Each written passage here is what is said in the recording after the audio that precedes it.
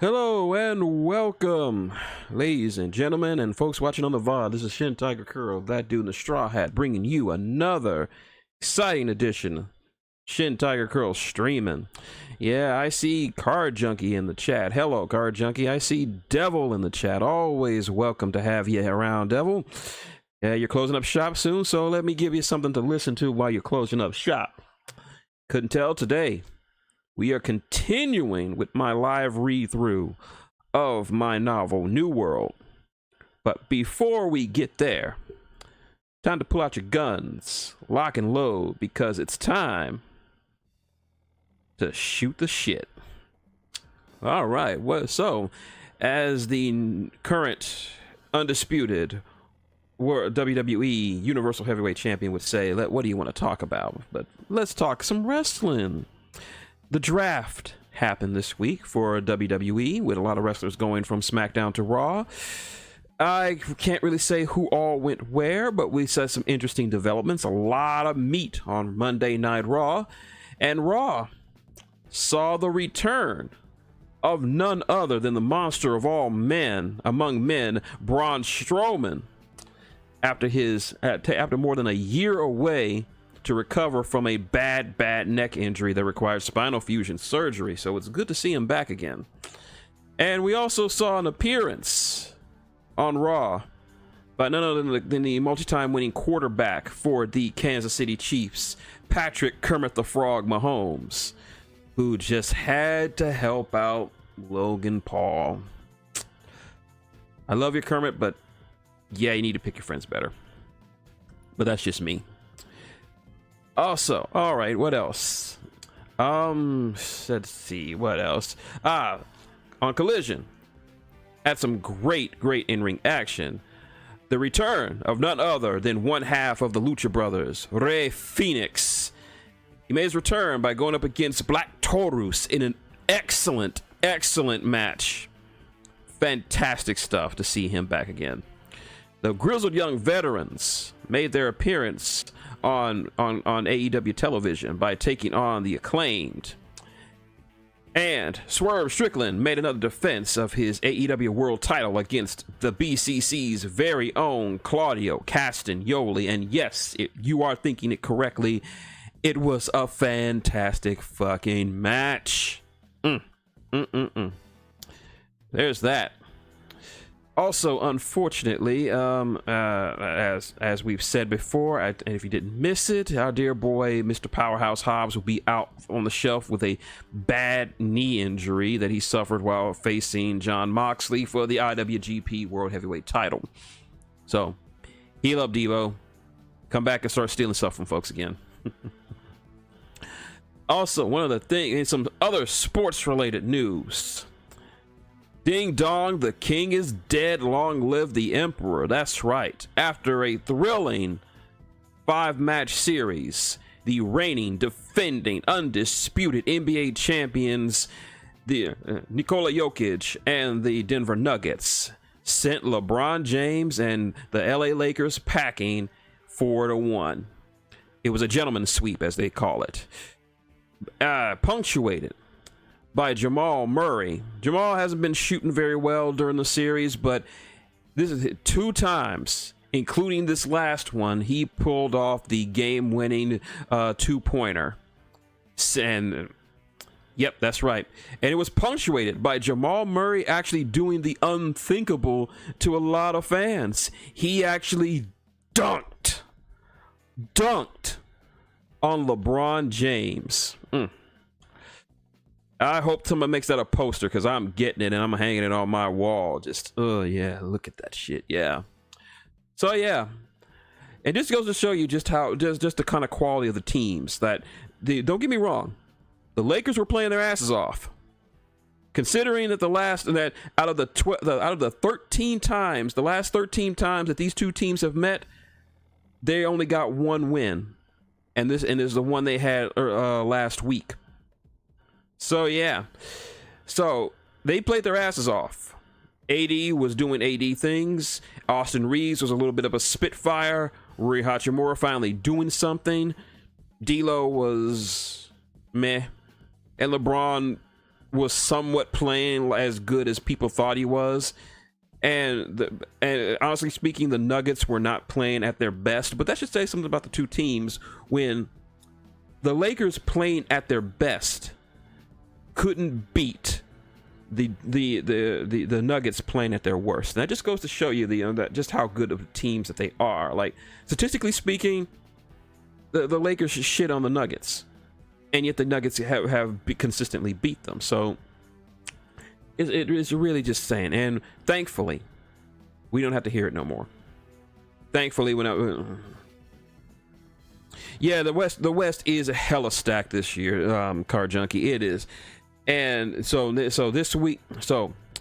Saturday, the next round happens as the Nuggets prepare to go up against the Timberwolves, who swept the Suns. Yeah, KD and the Suns got absolutely cleaned out by the Timberwolves. So yeah, I remember Golden State not in the playoffs. Rockets 41. Yeah, the Rockets did very well for themselves. At least the Rockets got a win off LeBron, so I'm very happy with them this year. So there's that. They got the potential to be a great team. And this weekend we're looking at a new era, ladies and gentlemen. I mean, KD is not in the tournament, is out. Golden State didn't even make the playoffs. LeBron and his Lakers got kicked out like redheaded stepchildren. Basically, Devil would get this. In this case, the Lakers are Tesho, and the Nuggets are Guriko. As much as Tesso tried, he could never really he could never beat Guriko. Devil will get that. But yeah, I don't really care who wins it. I just wanted LeBron not to win because he's an arrogant jackass who is not as great as his fans seem to think. But part of me, I think I really want to see Joker and the Nuggets repeat. They got a great team. They just need to get their act together and play like the champions they are. They got, of course, Joker. They got Jamal Miracle Murray doing some great stuff. Aaron Gordon has been stepping up his game. KCP's been killing it. Who else? Michael Porter Jr. Guy's been killing it. Christian Braun really coming off the bench and showing us what he can do. They got a great bench too. So here's hoping that the Nuggets can get out of this little funk. Like beating the so-called greatest of all time was easy work for the Joker, but yeah, nothing else like that. So yeah, other news. Actually got around and watched Dune Part 2. Gotta say, it was a pretty great movie. I still hold the Lynch movie in high regard because it got me into Dune when I was a kid. But these Verhoeven movies, there's some great stuff. A lot of great acting. Surprising, very subdued performance by Christopher Walken. Yeah, Kobe was the last real one. Like Kobe was the last one who had that dog in him, if that makes any sense. Like back in the day, you had people that were just hungry for world titles. They were hungry for wins. They didn't care about statistics. They just wanted that W. And I feel like Kobe was the last one who was just really, really had that dog to win in him. These days, you don't see that much. The only ones I'm not counting are the Nuggets because they got that dog in them. Because, like Jokic said, that winning for us is a culture, and we like to do it. So Jokic doesn't care about his statistics. He just wants to win, and he'll do whatever it takes to win. He'll trust whoever his teammates are. I mean, he didn't even hit that many game winners. He doesn't really hit a lot of game winners. He just gives it to whoever he thinks can win it, and he gave it to Jamal Murray, and Jamal Murray paid off. So, but it's just a symptom of the NBA, and something's gonna have to change. And I think that an influx of Euro players is gonna do that, because Euro players don't care about statistics. They just want to win. They just play the game better than anybody else. I mean, two of the top players in the NBA. Yeah, Harden damn sure does not have that dog in him. Never had it. Oh, happy early birthday, Devil. Big 3-5. Yeah, isn't that 35? That's a good one. I'm 41, so I'm kind of old, but yeah, there's that.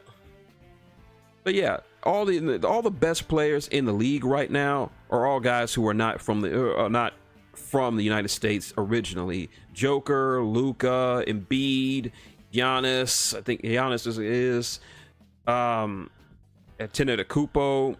A lot of them are just coming over and just really showing what foreigners can actually do, and we're going to see the end of the era. We're seeing an end of the era. The era of KD and Curry and LeBron, it's ending, and now it's the era of the foreigner. It's the era of the Euro player. But surprisingly enough, a person you would see a person you would see in Dune would be none other than Christopher Walken. He played the Emperor Shaddam Carino IV, Emperor of the Known Universe, and he kind of tones it back a bit, so he's not his usual. I want to know who's this Muad'Dib. I don't like him. But some fantastic work from actors all around. Javier Bardem was great as Stilgar. Dave Bautista, great as Raban the Beast. The actor who played Fade Routha, delightfully psychopathic. Like, he's a guy who will kill you for no good reason. Let's see, who else? Josh Brolin totally killed it as Gunny Halleck. Sure, he didn't run around with a pug in his hands, but that's for Patrick Stewart to do. Who else was in this movie? I'm blanking on who else was in this movie, but needless to say, it's a great movie. There are a few nitpicks, like the total absence of Thufir Hawat. I don't know what it is about Thufir that the director doesn't like, but he was barely in the first movie, and he is completely absent in the second movie. So, yeah, third act kind of felt a little bit rushed, but overall cinematography was great.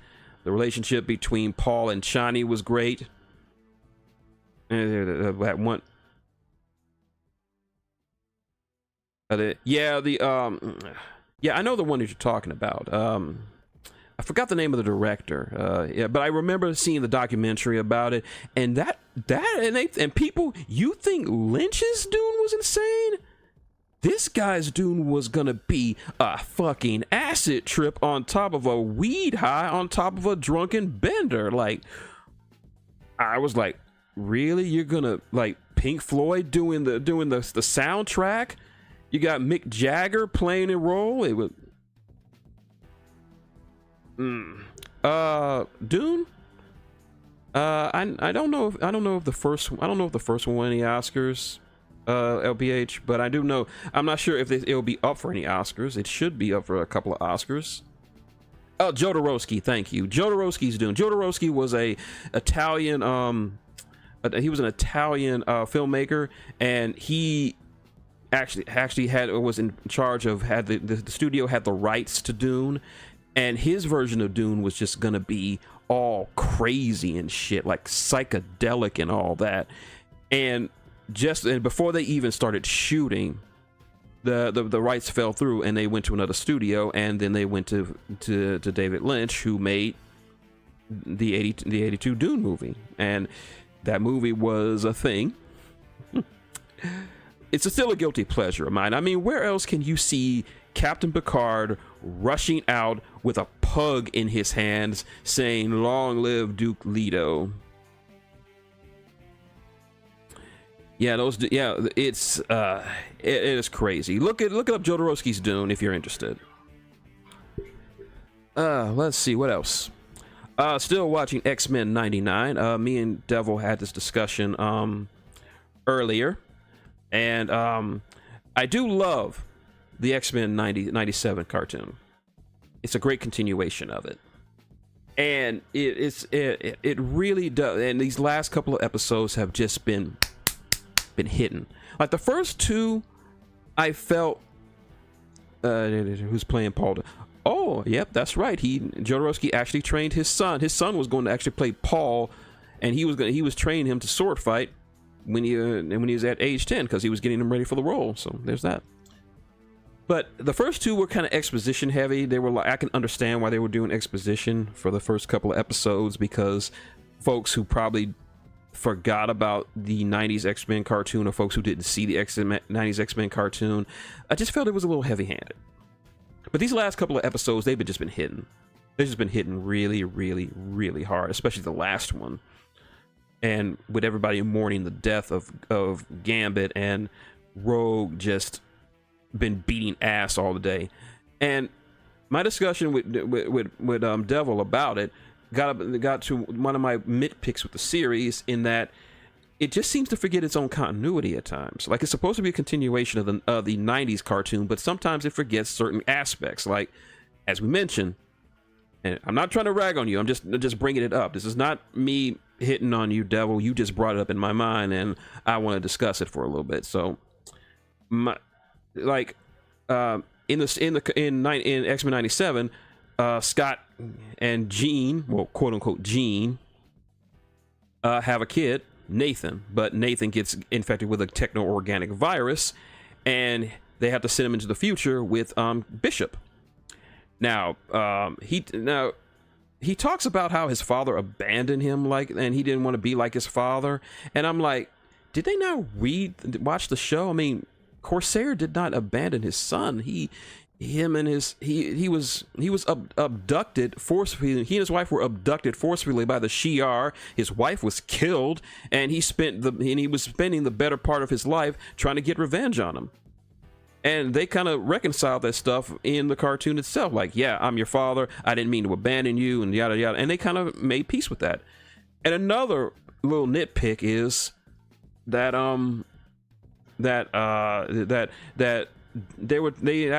we actually caught up with what Professor X was doing with the Shi'ar, because he didn't die. He was just sent with the Shi'ar to heal up.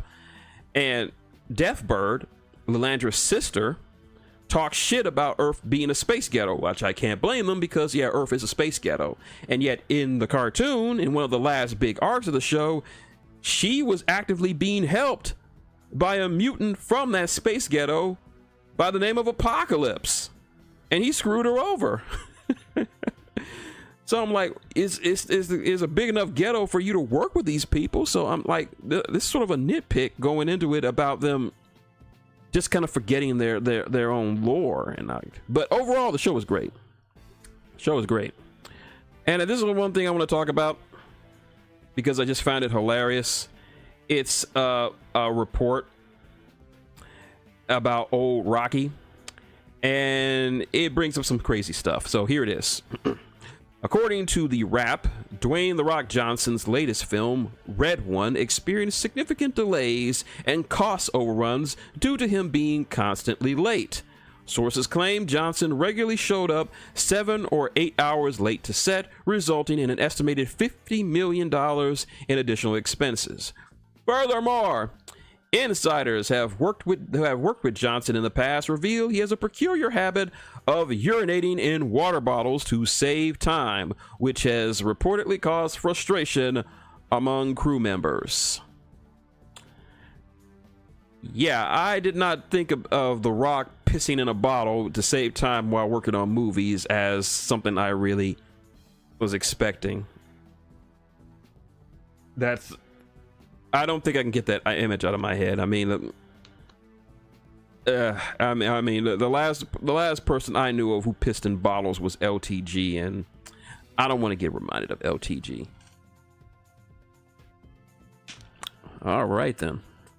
Rock pissing in a bottle aside, I think it's time to get to what we're all here for. It's time once again to delve back into the fantastical and weird world of the New World, as written by me.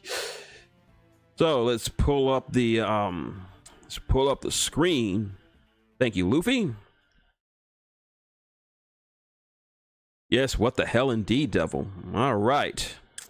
So as a reminder, in case you don't know, I'll be reading from my own manuscript from it.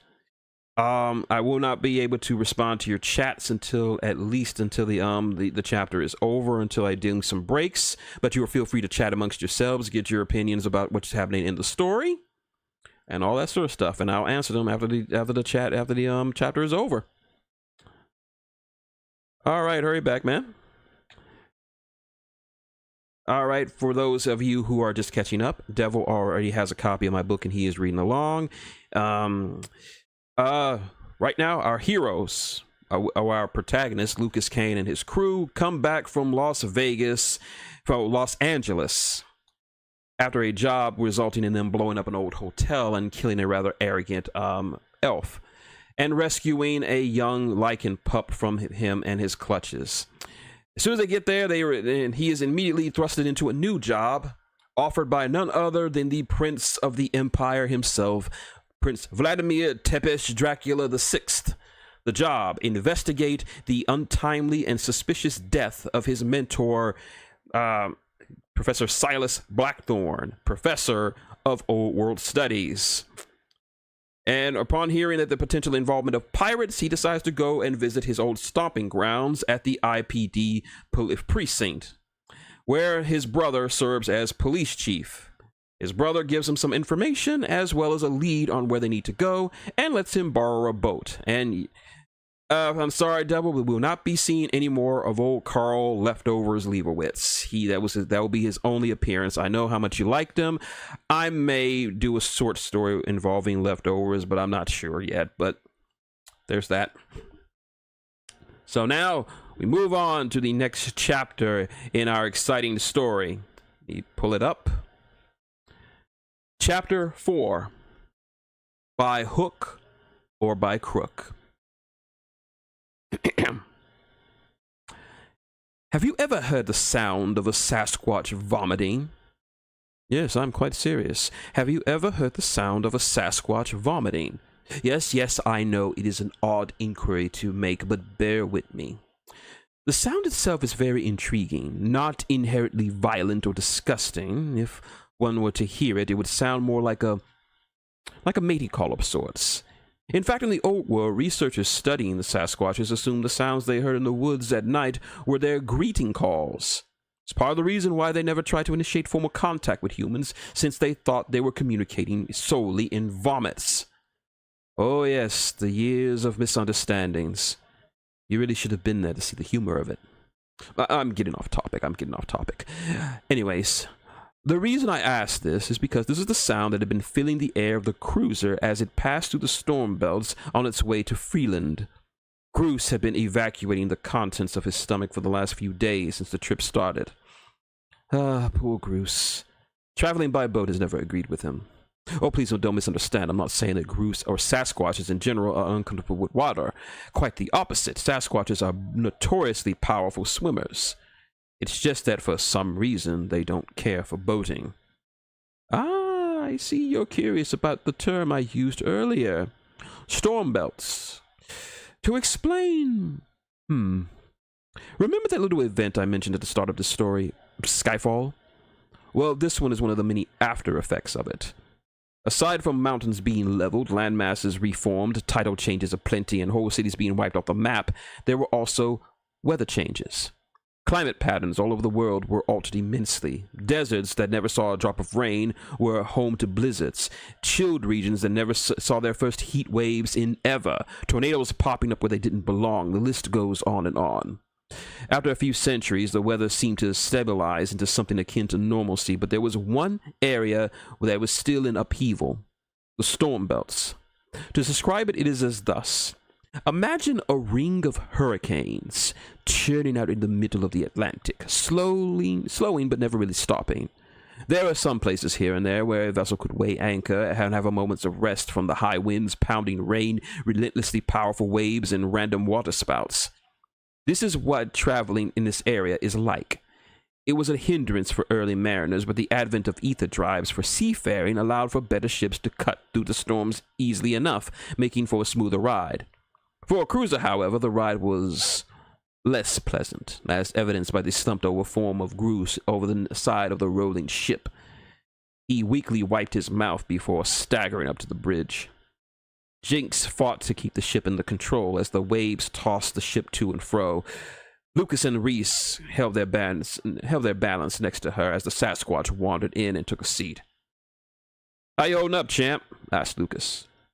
"Sorry, ma," he answered, giving a tired thumbs up. The elf walked over with a jug in her hand. She poured a cup of blue liquid and handed it to Groose. Here, drink. He gladly did as she ordered, downing it all in a single gulp. After a few minutes, his strength and color seemed to return to him. How's it looking, Jinx?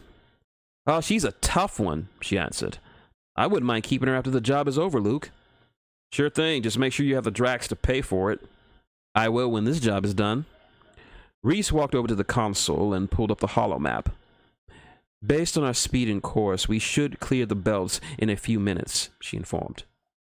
Jinx turned the wheel and adjusted the speed of the boat. Thank Gaia. Just as they had predicted, the waves began to settle. The wind slacked, and the rain ceased as they coasted out of the storm belts and into clear open water. The trio at the helm breathed a collective sigh of relief. This was their first crossing of the sea ever. Well, not Lucas's first. He had crossed the ocean before, but that's a tale for another day. He tilted his head to catch sight of the night sky, the twinkling stars, as if to say, "Hello, you've made it."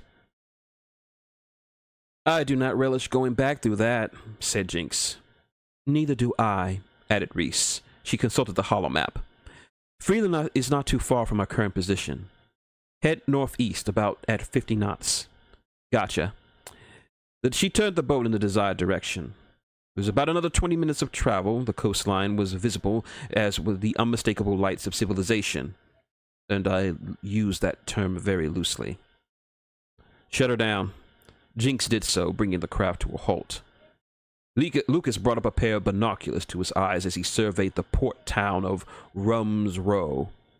He couldn't see specifics, but he gave enough of a general idea of what to expect.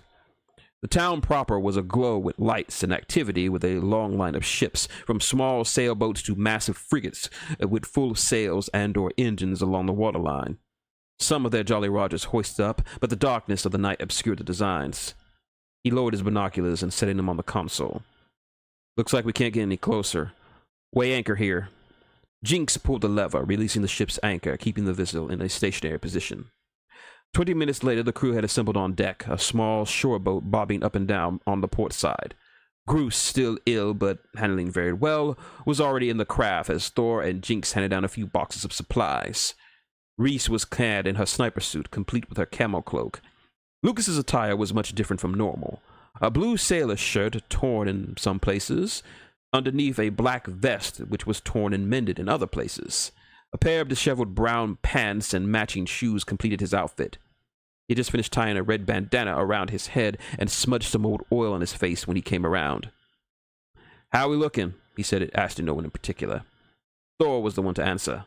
Aye, pretty good. Just wish your loader was a bit heavier. No can do, he answered. Need to keep it light.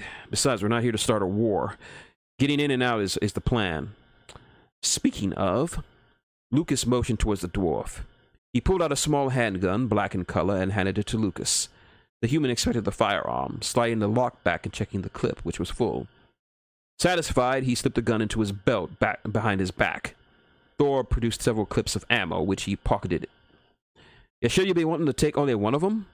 He referred to one of his holstered revolvers.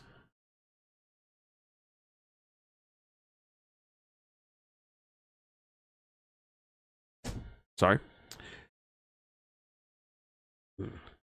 Covered in a small bit of cloth. Yeah, this is only to loosen some lips. If I carry two, it'll draw the wrong kind of attention. And if you say so, lad, he answered, still a tad bit more unsure of the whole plan. Still, it would make me feel a wee bit better if I came with you.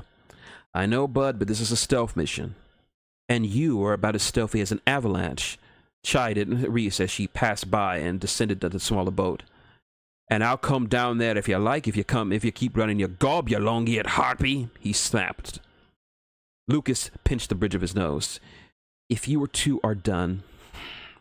Plus, non-human pirates are rare nowadays. If I come in there walking with a dwarf, an elf, and a Sasquatch, they're liable to think I'm an Imperial, and I don't want anyone knowing that, unless we tip off our good captain, and he'll report back to his backer.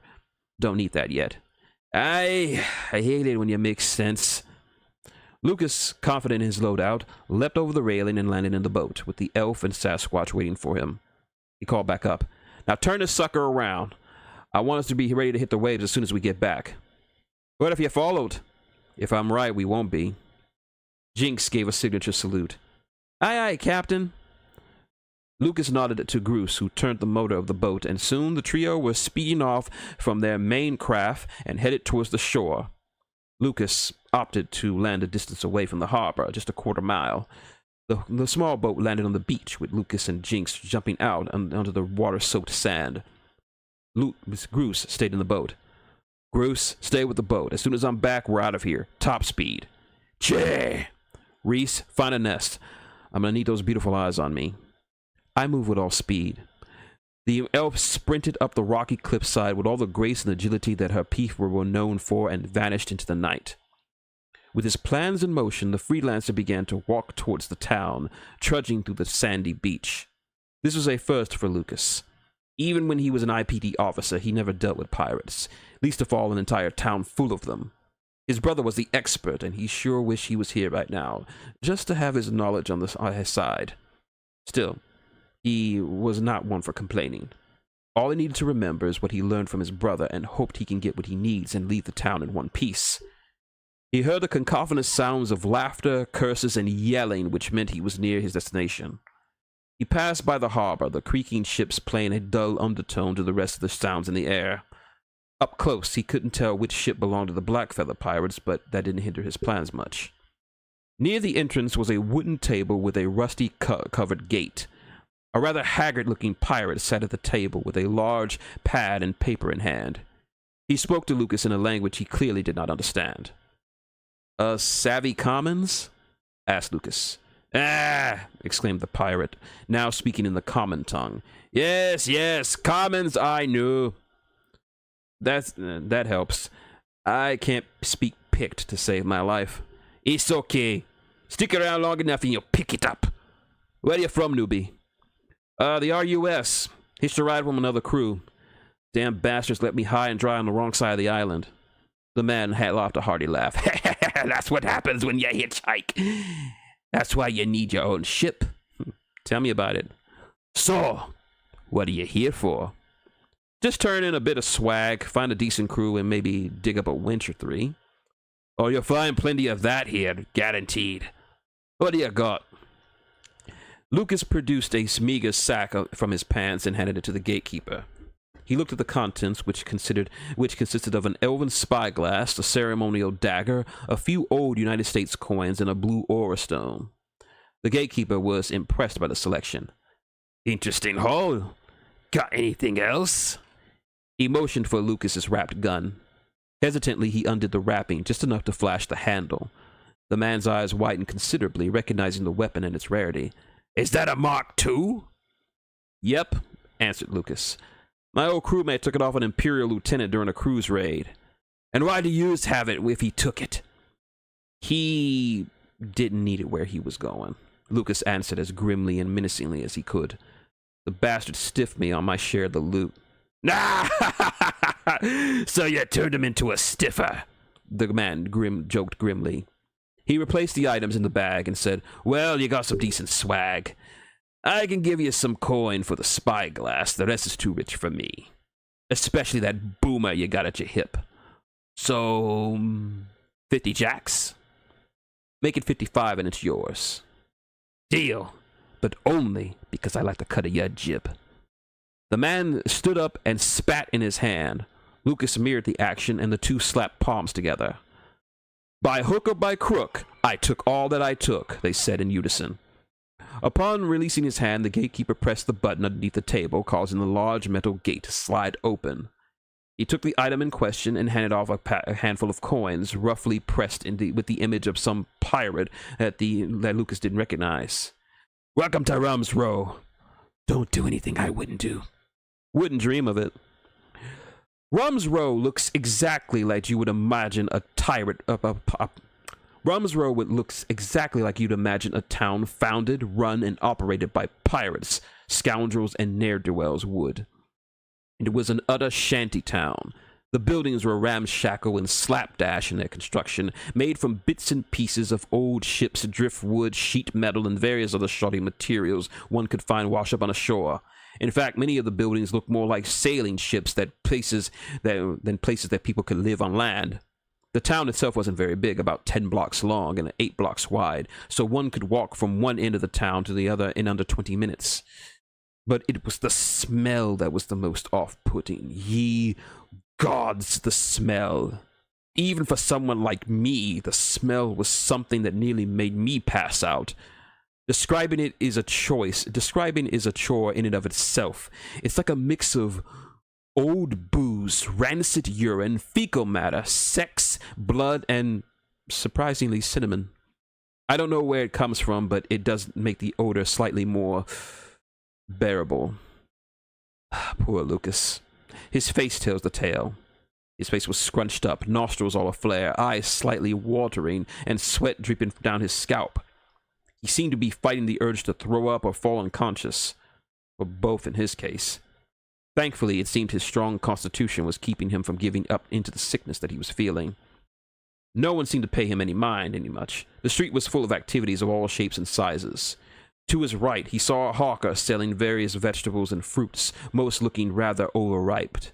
Next to that stall was a butcher selling multiple cuts of meat, but I'm not certain very fresh. He passed by a whorehouse with ladies hanging out the windows and doors, showing off their wares, as it were. A few shot him some lusty glances as he passed. To his left, he passed a blacksmith shop, hard at work forging blades and weapons from materials he bought, traded for, or stole from his clients. Lucas caught sight of what he assumed was a doctor's office, but far from the clean, reputable ones that populate the empire. Here is where grisly surgeries, questionable treatments, and low-quality cybernetics procedures were practiced. In fact, he eyed several pirates with less than high-caliber prosthetics on their person. Soon, Lucas arrived at what would be considered the town center, which was just a large dirt pit. Round the edges were seats made of earth, wood, and steel in the fashion of a primitive stadium of sorts. Dozens of pirates surrounded the pit, all standing up and yelling at their lungs out and for the activity in the center. 2 adults, tattooed, scarred, and presumably very angry men, shirtless and engaged in a fierce boxing match. While lacking any semblance of skill or martial grace, they made up for it with pure aggression. Blood, sweat, saliva, and teeth flew like rain with each blow they leveled against each other. The crowd erupted into cheers with each punch they landed on their marked flesh. A hand on his shoulder gave him a slight start, accompanied by a voice saying, "First time seen a fight pit?" Yep, he started to say, but his words left him as he turned to face his new possible friend and jumped back. The man was human, a few inches taller than himself, and dressed in the attire that was common for the area, complete with a saber and a pistol at his side. The thing that caused him to have such a reaction was his face. He had a massive slash on the right side of his face. So deep was the injury, you could actually see the teeth from that side.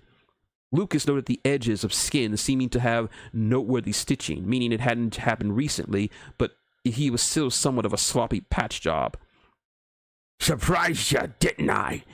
he asked, some spit leaving his mouth. Calming himself, Lucas said, "It isn't something I could get used to seeing. I'm sorry." "Don't worry about it. I'd be more offended if you didn't jump." He spoke with a low chuckle. At least he didn't seem like he was going to rob him.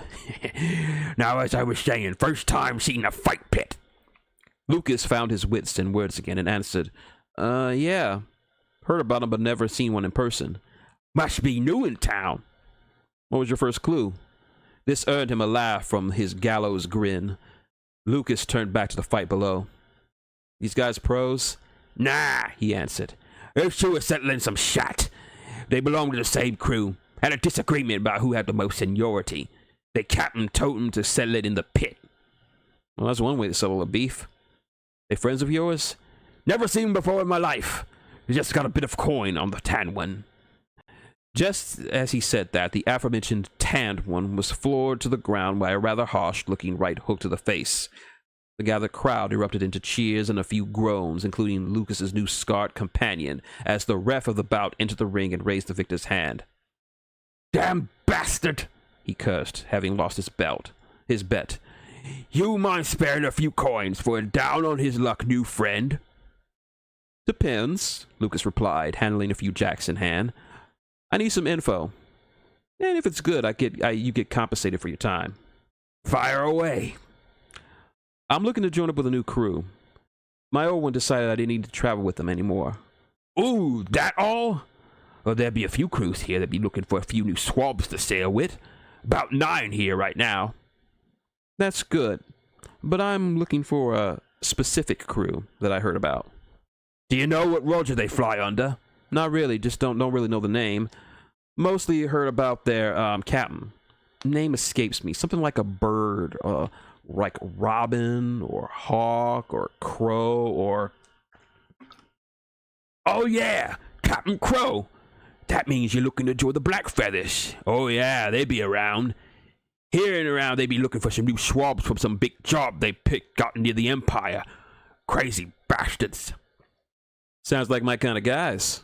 You know where they're holed up?" "Head to Billy's Bottom. It's a bar a few streets over. They'll be using it for quarters for the last few weeks. You might run into the Captain Crow around that time." "Thanks," Lucas said before handing him the coins. "Just be careful around them, boyo. They still be wanted by the Alliance." "I like to live dangerously." Lucas easily found the bar in question after a short jaunt around the streets and a rather unsavory encounter with a corpulent lady of the night. Billy's Bottom seemed like an average about all the other 2-story buildings, save for one point: the large white bathtub that seemed to hang on the front of the bar like a call sign gave the bar a bit of character. Looking around and seeing that the only people around him were either drunk off their asses or fornicating without a care in the world, Lucas placed his receiver in his ear and spoke. "Reese, you found a nest yet?" "Been set up for a few minutes," she replied. "I cannot imagine the odor you're enduring currently." "No kidding. I don't think you could last around a few minutes down here. Keep your cool and I shall never know." "That's the plan. So you scout out the boats?" "As much as I am able. I have witnessed several pirates coming and going from 5 of the 9 ships in the port. It's possible that one of the 5 could be their ship, but I need more information." "That you will get. I'll keep the channel open so you can listen in. I'll stir the pot a little and see what I can uncover." Lucas stepped through the doors of the old bar and took in the atmosphere. The lights were dimmed, low enough to hide any shady dealings going on under the tables, but bright enough to see if someone's cheating you. There are about a dozen or so wooden tables of varying heights with two to three seats at each. An old jukebox that had seen better days stood in the corner near the bar itself. There were only a few other patrons that were occupying the place. A lady passing out her soup with a gun in her hand. A pair of gentlemen playing New Texas Hold'em in the corner. Another pair of men sat together, whispering sweet nothings into each other's ears. The undercover freelancer made his way to the bar, tended by a rather large human with dark skin, an eye patch over his right eye, and a bunch of tribal tattoos crisscrossed across his face. The barkeep greeted him and picked as he sat down at a stool. Savvy Commons?" "I guess," he grunted in a low, rumbling voice. "You's new?" "Yeah, just arrived," he answered. "Is the typical crowd here?" The bartender's face darkened as he leaned in close to him. "You ain't a phobe, is you?" Lucas was taken aback by the accusation and answered quickly and sharply, "No! Do I look like a pathead to you?" The imposing man studied him, and the answer he gave for after a few tense seconds before leaning back. "Guess you ain't. Sorries. We had a couple of gack-slingers from the RUS up here around 4 nights ago. Start giving the grief to a couple of gents trying to make the lovin'. Threw those fookers out at Lookout Point, I did." "It's okay. I probably would have helped, and maybe taken a finger or two for the trouble." "That just goes to show you, my friends, even pirates don't like homophobes." What can me get you?" "Something simple. Like clear water?" He grunted before pouring a mug full of bright blue water. "Rare that someone's asked for that. Most just ask for the grog." Lucas looked at the mug and swallowed a bit of the drink. Not right now. Business first. Fun second. Boy, you got business with the captain, is it? How'd you know? Only two reasons anyone come round here. One for the grog. Best grog in the old row, if you say so myself. Then I'll really have to try it out later. Thank you, most kind, mate. The barkeep said, a beaming pride of his face. And twice, because Captain Crow and his crew been shacked up here for a good few months. Yacked about some big job they got near about the Empire. The Empire? That's ballsy. He took another sip. You ain't worried? Hey, as long as they pays the rent on time and don't be knocking about me bar, they's can try to sheet the Dragon King's dinner for all I care. So is Shay around? Just as he said that, the bar's double doors burst open and a grand voice called out, Barkeep! A round of drinks! The best grog I got in the place! Now he is. Coming up, Captain! Lucas took appraisal of the man who was seen to be the key to his current job. He was a gregarious man of overwhelming confidence, a red captain's cloak covering him from the neck to around his boot-covered ankles. His hair was slicked back and tied into a loose ponytail. Intense blue eyes scanned the area and every face in the room, but his face did not lose that cocksure smile. A long scar, presumably caused by a blade, crossed down his right brow. Around his waist was a yellow sash tied in an elegant knot with a cutlass and a pistol on each hip. This was the man who thoroughly enjoys the life of piracy that he has chosen for himself. Lucas made note of his observations. His brass-fitted boots clicked on the wooden floor as he and his group, numbering 9 in total, strided into the place like they owned it. Crow made a beeline for the bar and sat himself right down next to Lucas, just as the barkeep slid him a glass of green, bubbling liquid. He took a few swigs of it before saying, still the best grog on this island. Yours is too kindly, Captain, he replied. I take it you's in a good mood? Found a few new swabs, 10 in all. He took another gulp. Might make this next gig all the easier. Might good for you, Captain. Speaking of these things, the captain put down his drink and reached into his belt, retrieving a sack of jacks, and slid it into the barkeep. He said something in Pict, which Lucas assumed was a thank you. That's the thing about Pict. It's a hybrid language, a muddy soup of varying tongues and dialects. Commons, Elvish, Dwarvish, some ring tongue, a bit of Sasquatch, and a heavy chunk of Farak. The first syllable of the word the barkeep uttered was similar to the Dwarvish word for gratitude, so he came to the conclusion that he was saying thank you. It was times like this he was thankful for that time Thorgan gave him a small crash course in the language. Not enough to speak it fluently, but certainly enough to get by in the dwarven cities like Roost. Crow suddenly turned sharply towards Lucas and said, You're a new face here. Lucas looked utterly shocked. Keyword, looked. He had been subtly appraising the pirate since he walked in. What did he learn? The man wasn't like the rest of the pirates he had run into since he arrived. There was a fearless mania in Crow, sharp with intelligence that was rare to find for a pirate, and a cunning that even the best Imperial Admiral would envy. And he was shrewd, very shrewd. Lucas came to come to the conclusion that he couldn't play around with this one. He had to play it simple, and not give away too much in his face or body, or else he might not leave this island alive. So he had to play stupid. The shocked look gave way to a smirk. What was your first clue? Even though I haven't been here in a week, I make it a point to remember all the faces of the swabs around here. Yours is a face I haven't spied before. Right you are, sir, he said. It just got in tonight. I thought so, Crow answered, his wide blue eyes never leaving Lucas's own. So what business do you have with me? And what makes you think I'm here for you? Crow beamed at his question. Simple, my friend. I like this bar. I like its location. I like its design. Hell, I even like the bathtub on the front. Everyone in town knows me and my crew took up shop here. Hells, we practically own it. This caused the barkeep to grunt at the man. Crow raised his palms to him. Rent it, we rent it. The barkeep was satisfied. My point is, there are two reasons why anyone would come here. Either for the grog or me. And since you aren't drinking the grog, then you must be here for me. Lucas looked down his own drink. Shrewd. You're as sharp as they say. If that's all they're saying, then I have to try harder to get them to say more. But you're right. I did come here to see you. The reason is simple. I want to join up. I had a disagreement with my last crew, hence why I'm stuck here at Rum's Row. Ah, a sudden divorce, so tragic.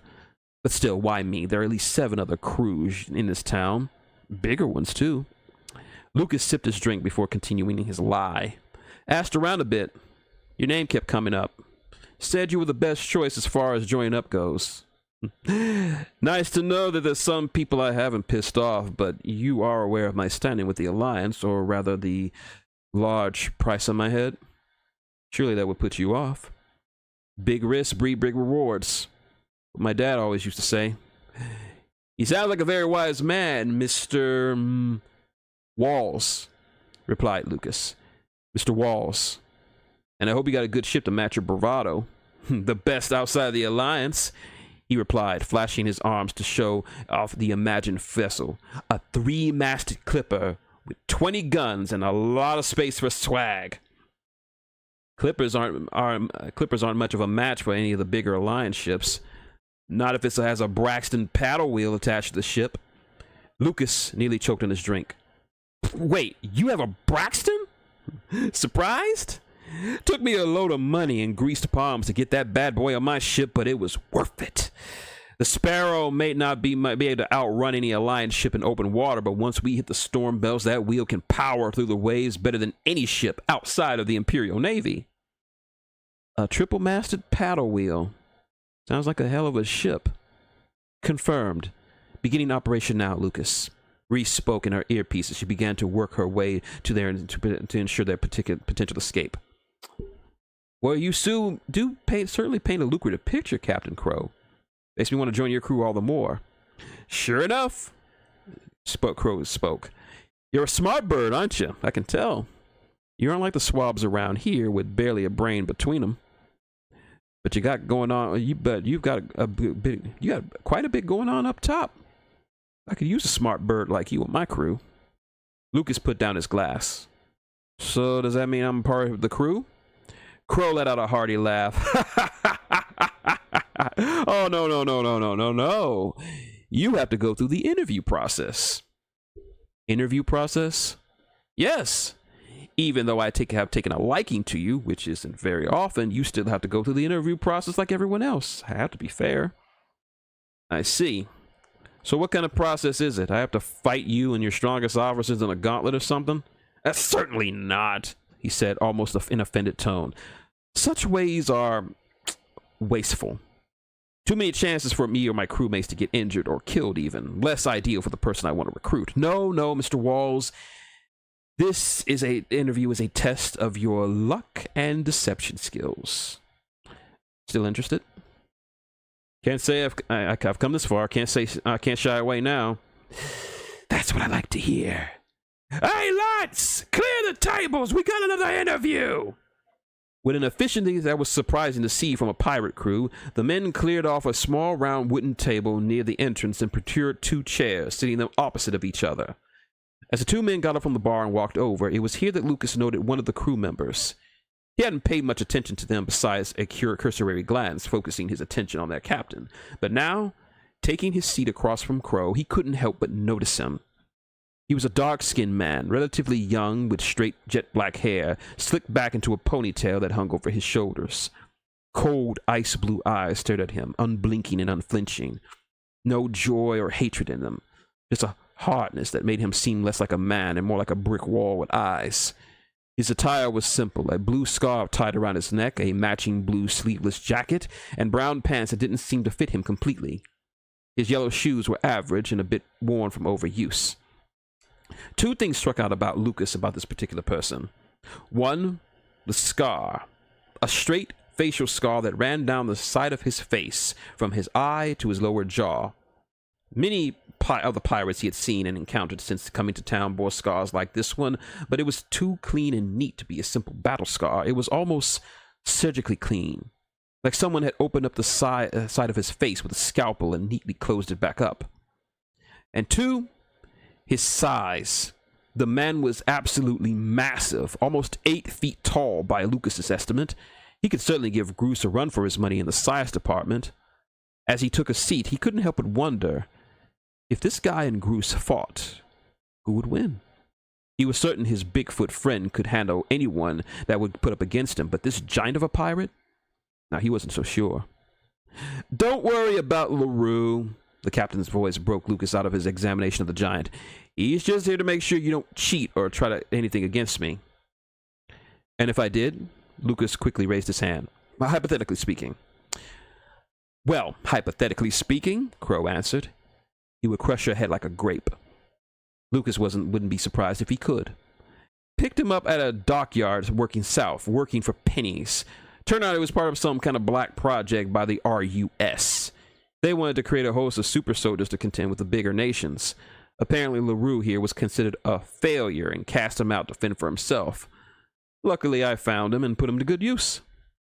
I see. Nice to meet you, he called out to the man now named LaRue. He said nothing as he stood there, watching with his titanic arms crossed. Don't take it personally, spoke Crow. He can't talk.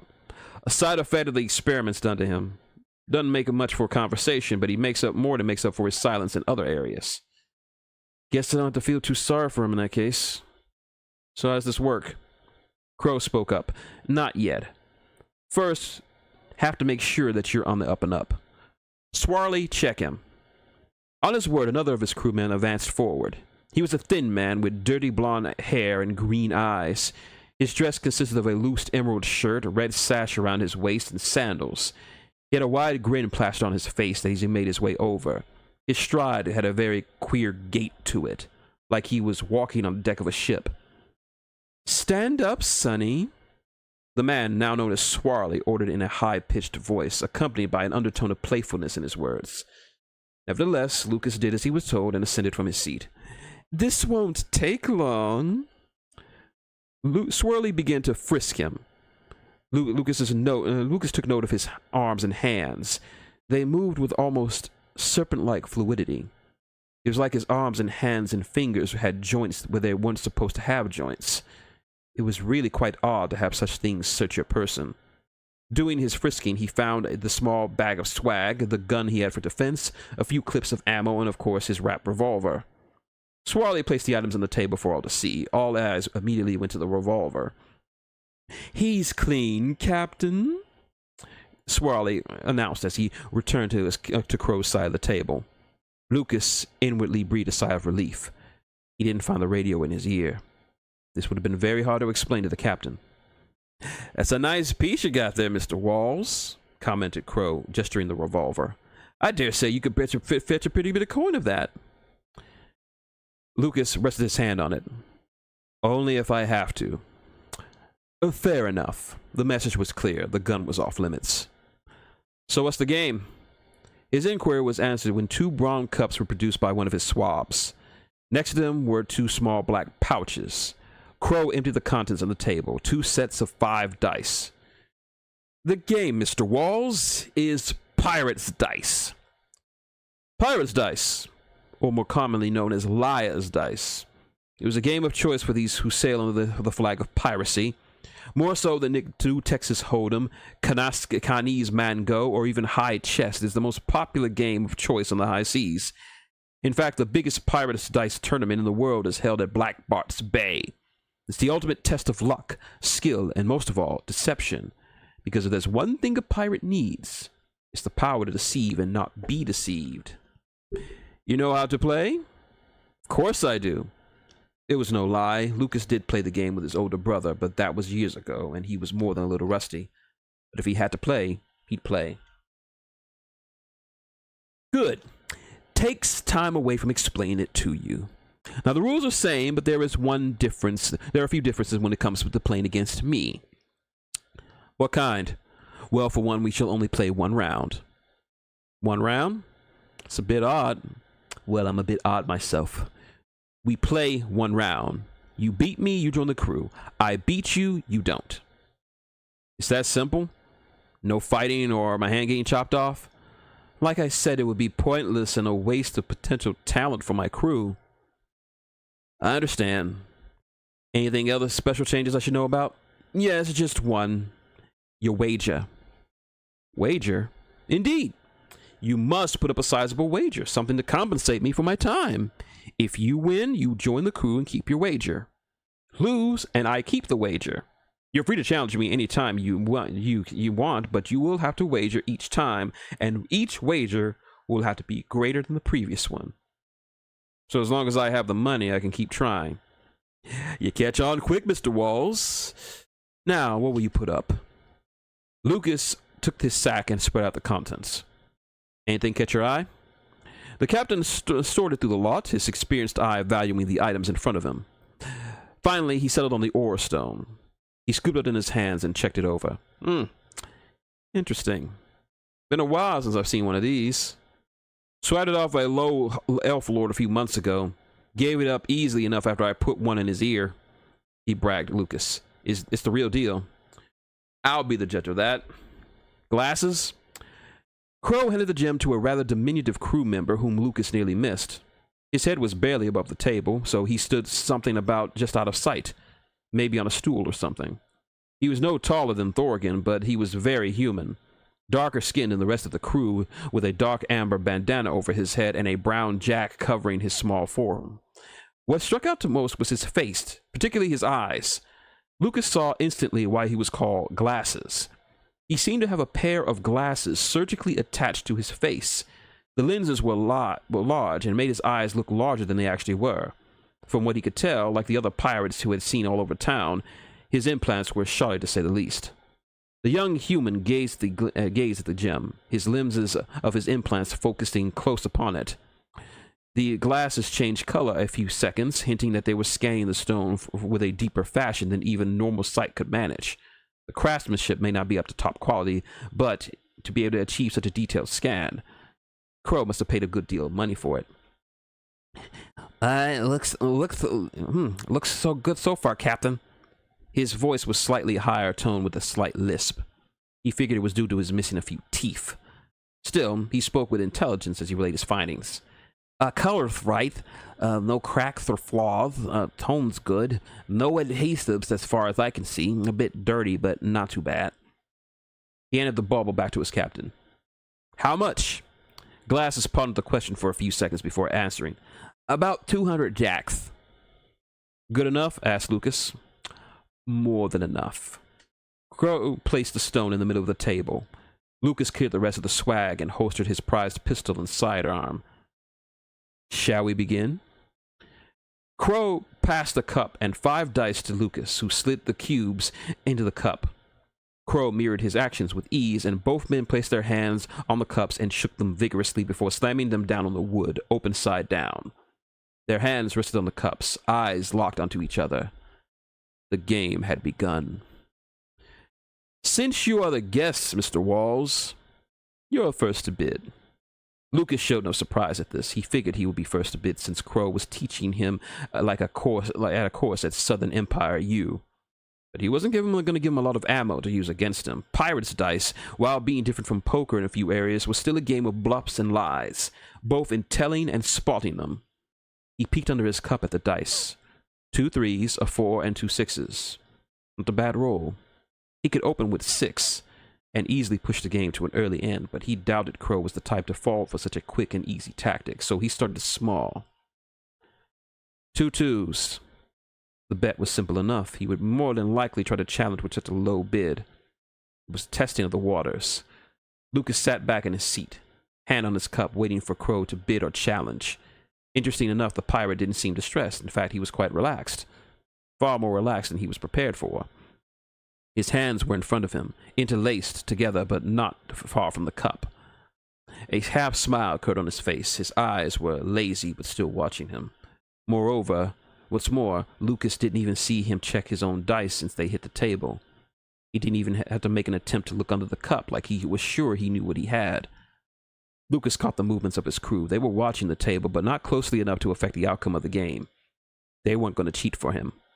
They were all confident in their captain's skills at this game. Lucas was slightly unnerved by it, but he didn't let it show. 4 minutes passed before Crow lifted up his cup and peeked at the dice. He hadn't even lowered it again before speaking. 2 3s. 3 2s. He bumped up the number. Nothing risky, not yet. It was Lucas's turn. 4 2s. 2 3s. Now the value had gone up.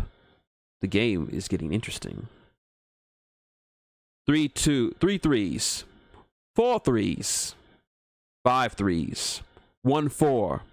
2 4s. 2 5s. 3 5s. 4 5s. 1 6. Even though Lucas was safe with that bet, the tension was still high. Throughout the entire exchange, Crow didn't check his dice once. He wasn't given the illusion of falsely looking at them to throw him off like other players would. He was in control. He leaned slightly forward, hands clasped together. The half smile didn't drop an inch. It's like he had already won. Lucas knew he was playing a master. He could have challenged him at any point with the 5s and would have easily won, but no. He was seeing what he was made of. He wanted to see the mettle of Mr. Walls. Lucas glanced around quickly. The other patrons had gathered around the table, watching intensely as the game escalated. Even the 2 men in the back who were making out earlier had stopped their romancing and were now invested in the game as everyone else. He turned his attention back to Crow, still cool as a yeti. The bet was his now. He would up or challenge. If the latter, the game was Lucas's. 2 6s, Crow confidently said. Of course he went up. A player like him wouldn't challenge on a single die.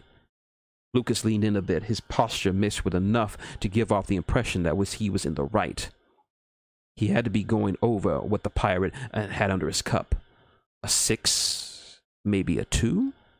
That would explain him betting so strongly just now. With his own 6, the total would be a 3 on the table. He ran the numbers in his head. He had to have some 6s under his cup, or he wouldn't have made it around the 5s. He was sure, but he wasn't total. The man was a wall, a sly, grinning wall that didn't allow anyone to pass its thickness. But Lucas was sure what was on the table. His fingers tapped the cup, giving the illusion of stress, and barely hid nervousness. Crow watched him, and he needed to give him all the right signs to make him think he was reading him. He was certain of it. He was going to bet, and if Crow upped the next bet, even by 1, he'd challenge and catch him. 3 6s. I challenge. He challenged Luke instead? Unexpected, but not outside of the game plan. His body relaxed. The game was coming to an end, win or lose. But Lucas hoped he had won. The crowd around, which was abuzz with chatter and side bets, the room quieted down as to dead silence as the 2 players pushed their cups forward. Now, normally, if Lucas challenged his bet, Crow would give up a die, and then they would play the next round. And since this was only the single round, the game would end right here and now. Lucas showed his hand with a single 6. Crow showed his. Lucas Kane, and one of the few times in his life that he could recall, was shocked, utterly and completely flabbergasted. 5 1s. Crow didn't have a single die over 1.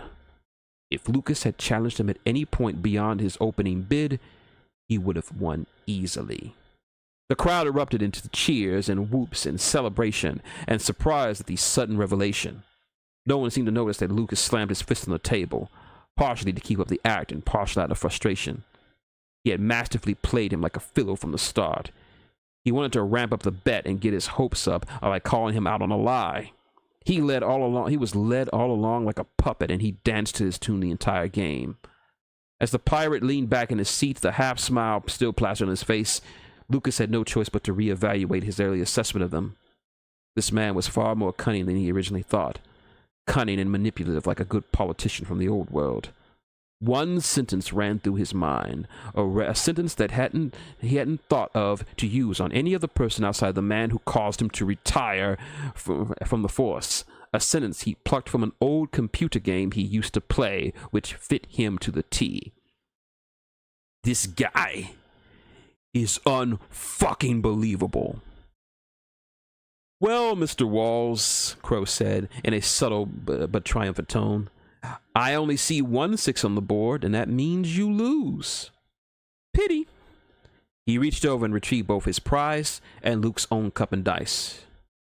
Yeah, Lucas utterly uttered. An utter pity. Oh, don't look so down, Mr. Walls. Like I said, you are more than free to challenge me at any time you want, but the cost would be much higher. And unless my math is off, the only thing of worthwhile value on your person is that nice boomer at your hip. He motioned for his revolver. Lucas placed his hand on his prize gun before saying, maybe, if I can get a good price for it. Crow looked at him for a moment before handing the stone to another of his crewmates. Put this with the others. The crewman nodded before leaving the scene and headed upstairs. He turned his attention to Lucas again. There's a weapons shop a few streets over. A guy named Cyclops Jim runs it. He'll give you a good price if you drop my name. I'll look into it. Thanks. My crew will be here all week, Mr. Walls. No rush. Good, I plan on sticking around for a while. Have a good evening, Captain. Same to you, Mr. Walls. Lucas turned from his seat and turned to leave the bar, all while getting an earful from Crow's crewmates and onlookers for his poor performance.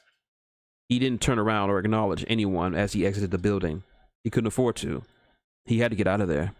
He couldn't keep it in any longer. They couldn't see his face, or it would all be ruined.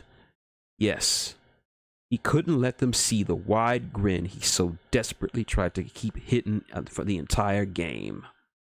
Once he was outside and a good distance away from the bar, he tapped his earpiece. Yo, Reese, you copy? Perfectly, Lucas. And I heard the entire gameplay. I take it you wanted to lose? Winning or losing didn't really matter, but I did really try to win. That guy, he's a monster in tactics. I'd rather not fight him right now if I could avoid it, but information is what I really wanted. And what did you get? Enough to know where the package might be. Did you check the ship? Affirmative. It's just as Crow described it, so finding it was rather easy. And the explosives? The ship is swarming with deckhands. Most likely the new crew will have been brought on board. I couldn't place charges where I wanted to, and even if I did, I'm not certain the amount we brought would have done enough damage to sink it. But you did plant some. Why wouldn't I? I placed the charges on the rudder of the ship. It won't sink her, but it will make it impossible for them to follow us unless it gets repaired. Afterwards, it's a matter of coming back and finding a good sniping spot before your game started. By the Emperor's beard, you are fast, woman. It's what you paid me for, she replied, a calm eye looking at his position through her scope. Where'd you find out? Lucas cast an eye back at the bar. Enough to know that our package is in that building somewhere. Are you sure? 90% positive, he answered. Maybe more. Asking around town and finding out that this place gave me the impression that it wasn't just a bar like he had liked to frequent, but their land base, where they met that's not on the ship. Also, judging from the reactions I got when I asked where it is and who I was looking for, I got the idea that no one in their right mind would mess with the place, given Crow's rep and the relative strength of his crew. But it could be on the ship. Not likely. You heard him at the bar. He said he brought on some new swabs. If it was as busy as you say it was, then it must have left most, if not all of them, back on the ship.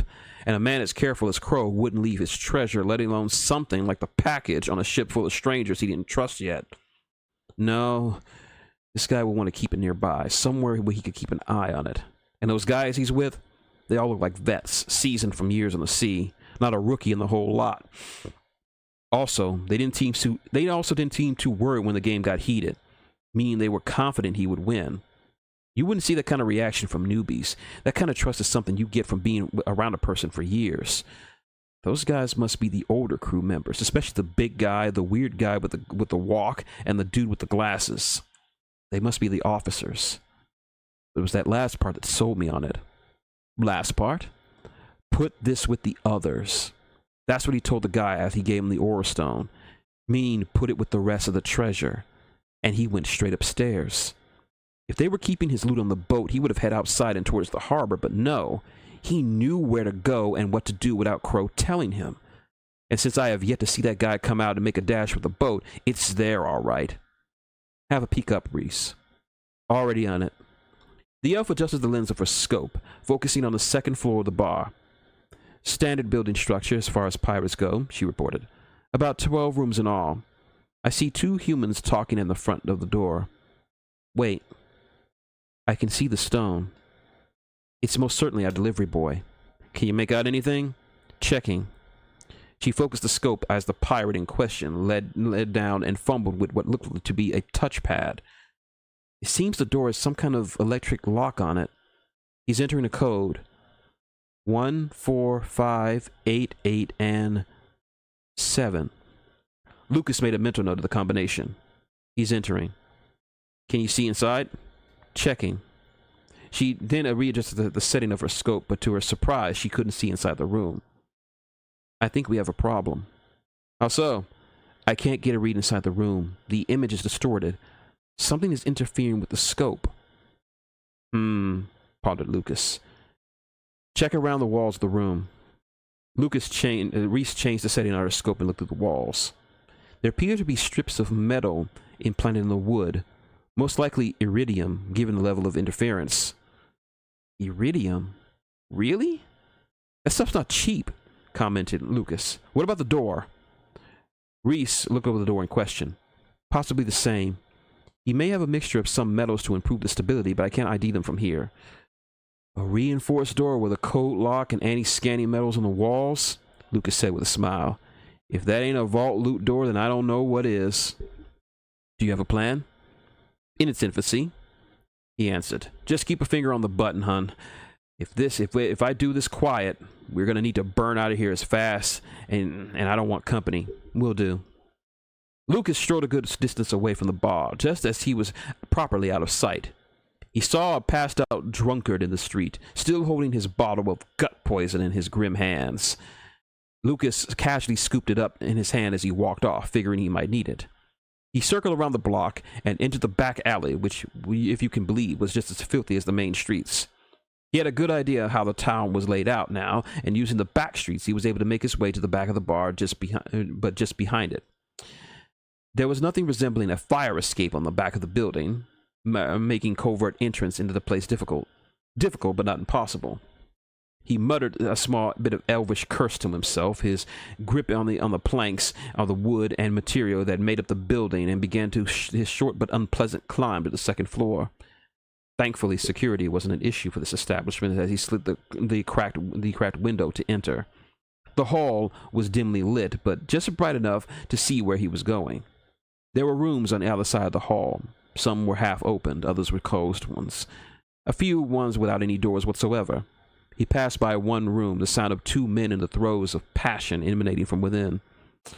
Glad someone's having fun, Lucas muttered to himself. He peeked around the corner to see the room he was looking for, a single, reasonably large pirate standing on the door. He couldn't afford to fight this guy, even if he was sure he'd win. He had to take him out quickly and quietly. That's where the booze came in. Uncorking the bottle, he sloshed a bit of it in his mouth. He turned green from the bitter taste and the burning that blanketed his mouth. He quietly spat the poorly made liquor on the floor. Doubtless anyone would care for another stain on the filthy floor. He then poured a good portion of his on his chest, almost soaking his outfit. And then, putting on his best impression of a drunkard, he staggered out of the corner when his speech very slurred. And here I go again on my own. I'm traveling down the only road I know. He sang as he ran into the wall, and then ran into it again, and then a third time to drive the point home. The pirate instinctively reached for his sidearm, but after watching Lucas's performance, he somewhat relaxed, even more so when he limped his way towards him.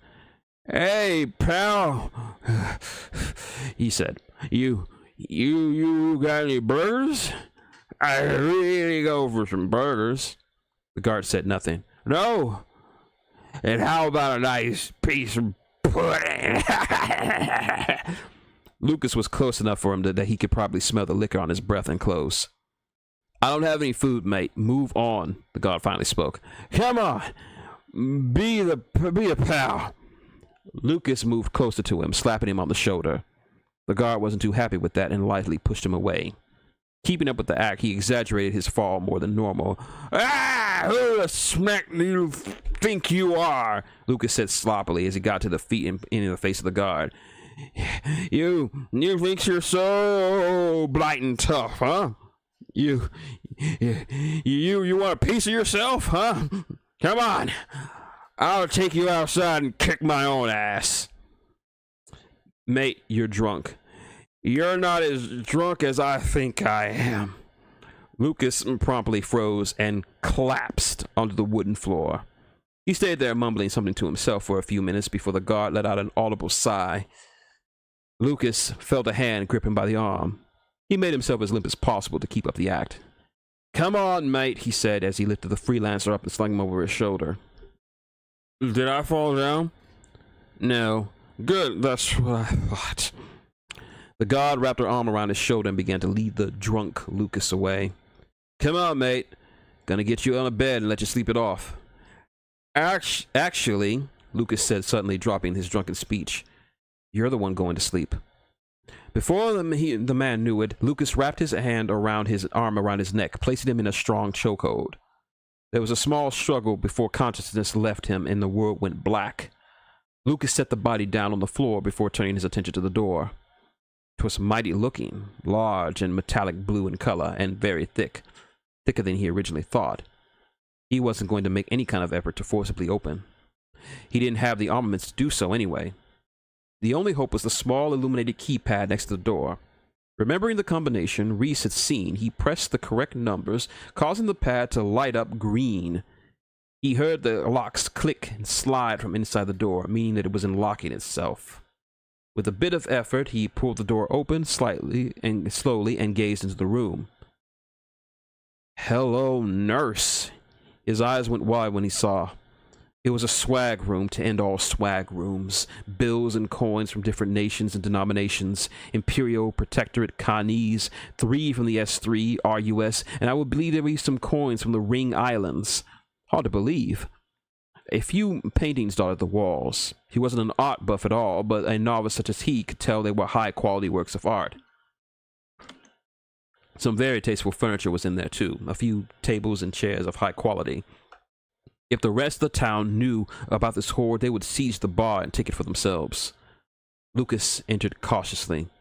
The air was surprisingly clean. It was literally a breath of fresh air compared to the rest of the town. His inner Scrooge was screaming from ear to ear to take a few coins or bag up as much as he could, but he slammed that feeling down. This was a job, and he only had one objective. He scanned the room, taking stock of every bit of ill-gotten treasure and booty until something caught his eye. There was a blanket. A very nice one, in fact. It was made of rich material, possibly Khanese silk. Not nice enough to warrant being taken in some raid, but a bit out of place in this room of greater treasure. His instincts told him to check under it. He was right to. He removed the covering to unveil what it was hiding. Under it was the item. The item that his friend searched for months. The item that led to his murder. The item that he was personally asked by the prince himself to find. The item was at the eye of a storm he was tossed into, and now he was finally seeing it. And finally seeing it, he could see why. It was around the size and shape of a traveler's suitcase, maybe a bit larger. He knew it offhand by the dimensions he was provided by the prince. The case was a dark silver color and with a dark silver-colored metal, a metal he couldn't identify. On the corners of the case were 4 glowing blue lights, and on its face was an insignia similar to an uppercase C surrounded by an X. He pressed his palm to it. It hummed like a refrigerator, and it was very cool to the touch. "Reese," he muttered into the earpiece. "I found the item." "Excellent. So what makes this item so that it sent us all the way here for?" she inquired. Lucas was hesitant to answer, but did so regardless. "I don't know exactly what this is, but I can tell you this much. I think this is lost technology." "By Cyril's beard," she choked out.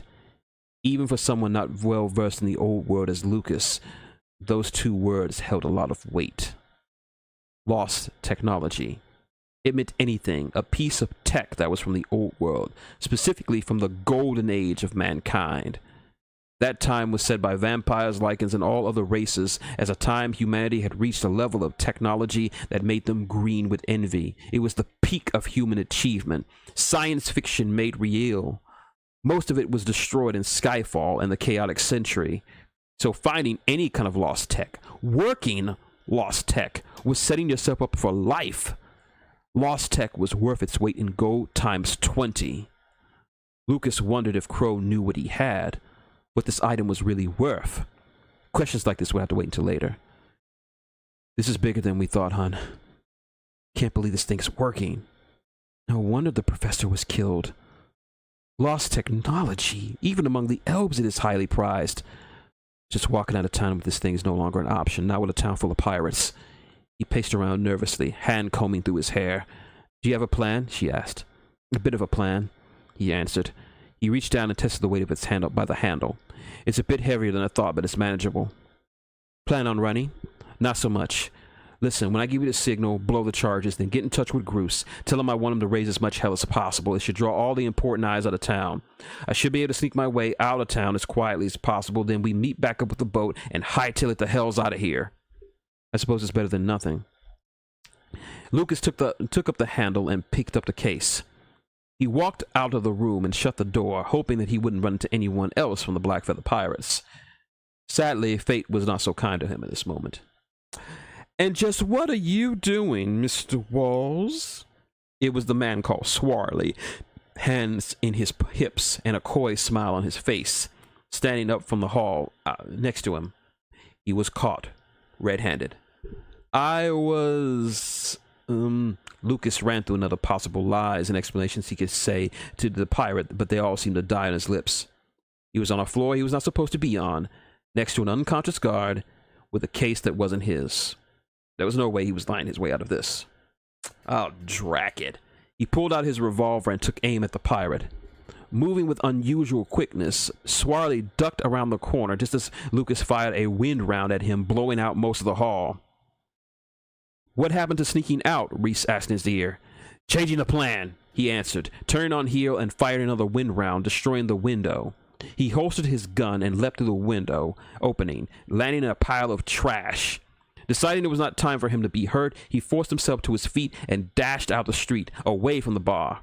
Deciding to make things harder for his pursuers, he quickly climbed up the nearby building and made his way to the roof. Just as he leapt from one roof to another, his egress was halted by all things a flying bathtub. The object in question smashed against the roof, skidded, and fell to the ground below. He recognized that tub. Turning back, he had found the tub that had adorned the front of the bar was gone, ripped from its placement. On the ground stood the man-mountain LaRue, staring a hole straight at him. Lucas judged correctly from his posture to the position of his hands that LaRue had thrown it at him. From the short meeting that he had had with him earlier, he knew he was strong, but this was monstrously strong. Stronger than he was comfortable with. He debated pulling out his revolver and unloading a fire round at him, but I genuinely thought it wouldn't even move him in an inch. Lucas did not want to fight this man, if he could be considered a man at all. He noticed Crow and the rest of his crew filing out of the bar, eyes firmly locked on him. The captain gave him a smile, one which Lucas returned. With a gesture, 3 of his swabs ran ahead of him to pursue. On cue, Reese popped off a few rounds, dropping them stone dead.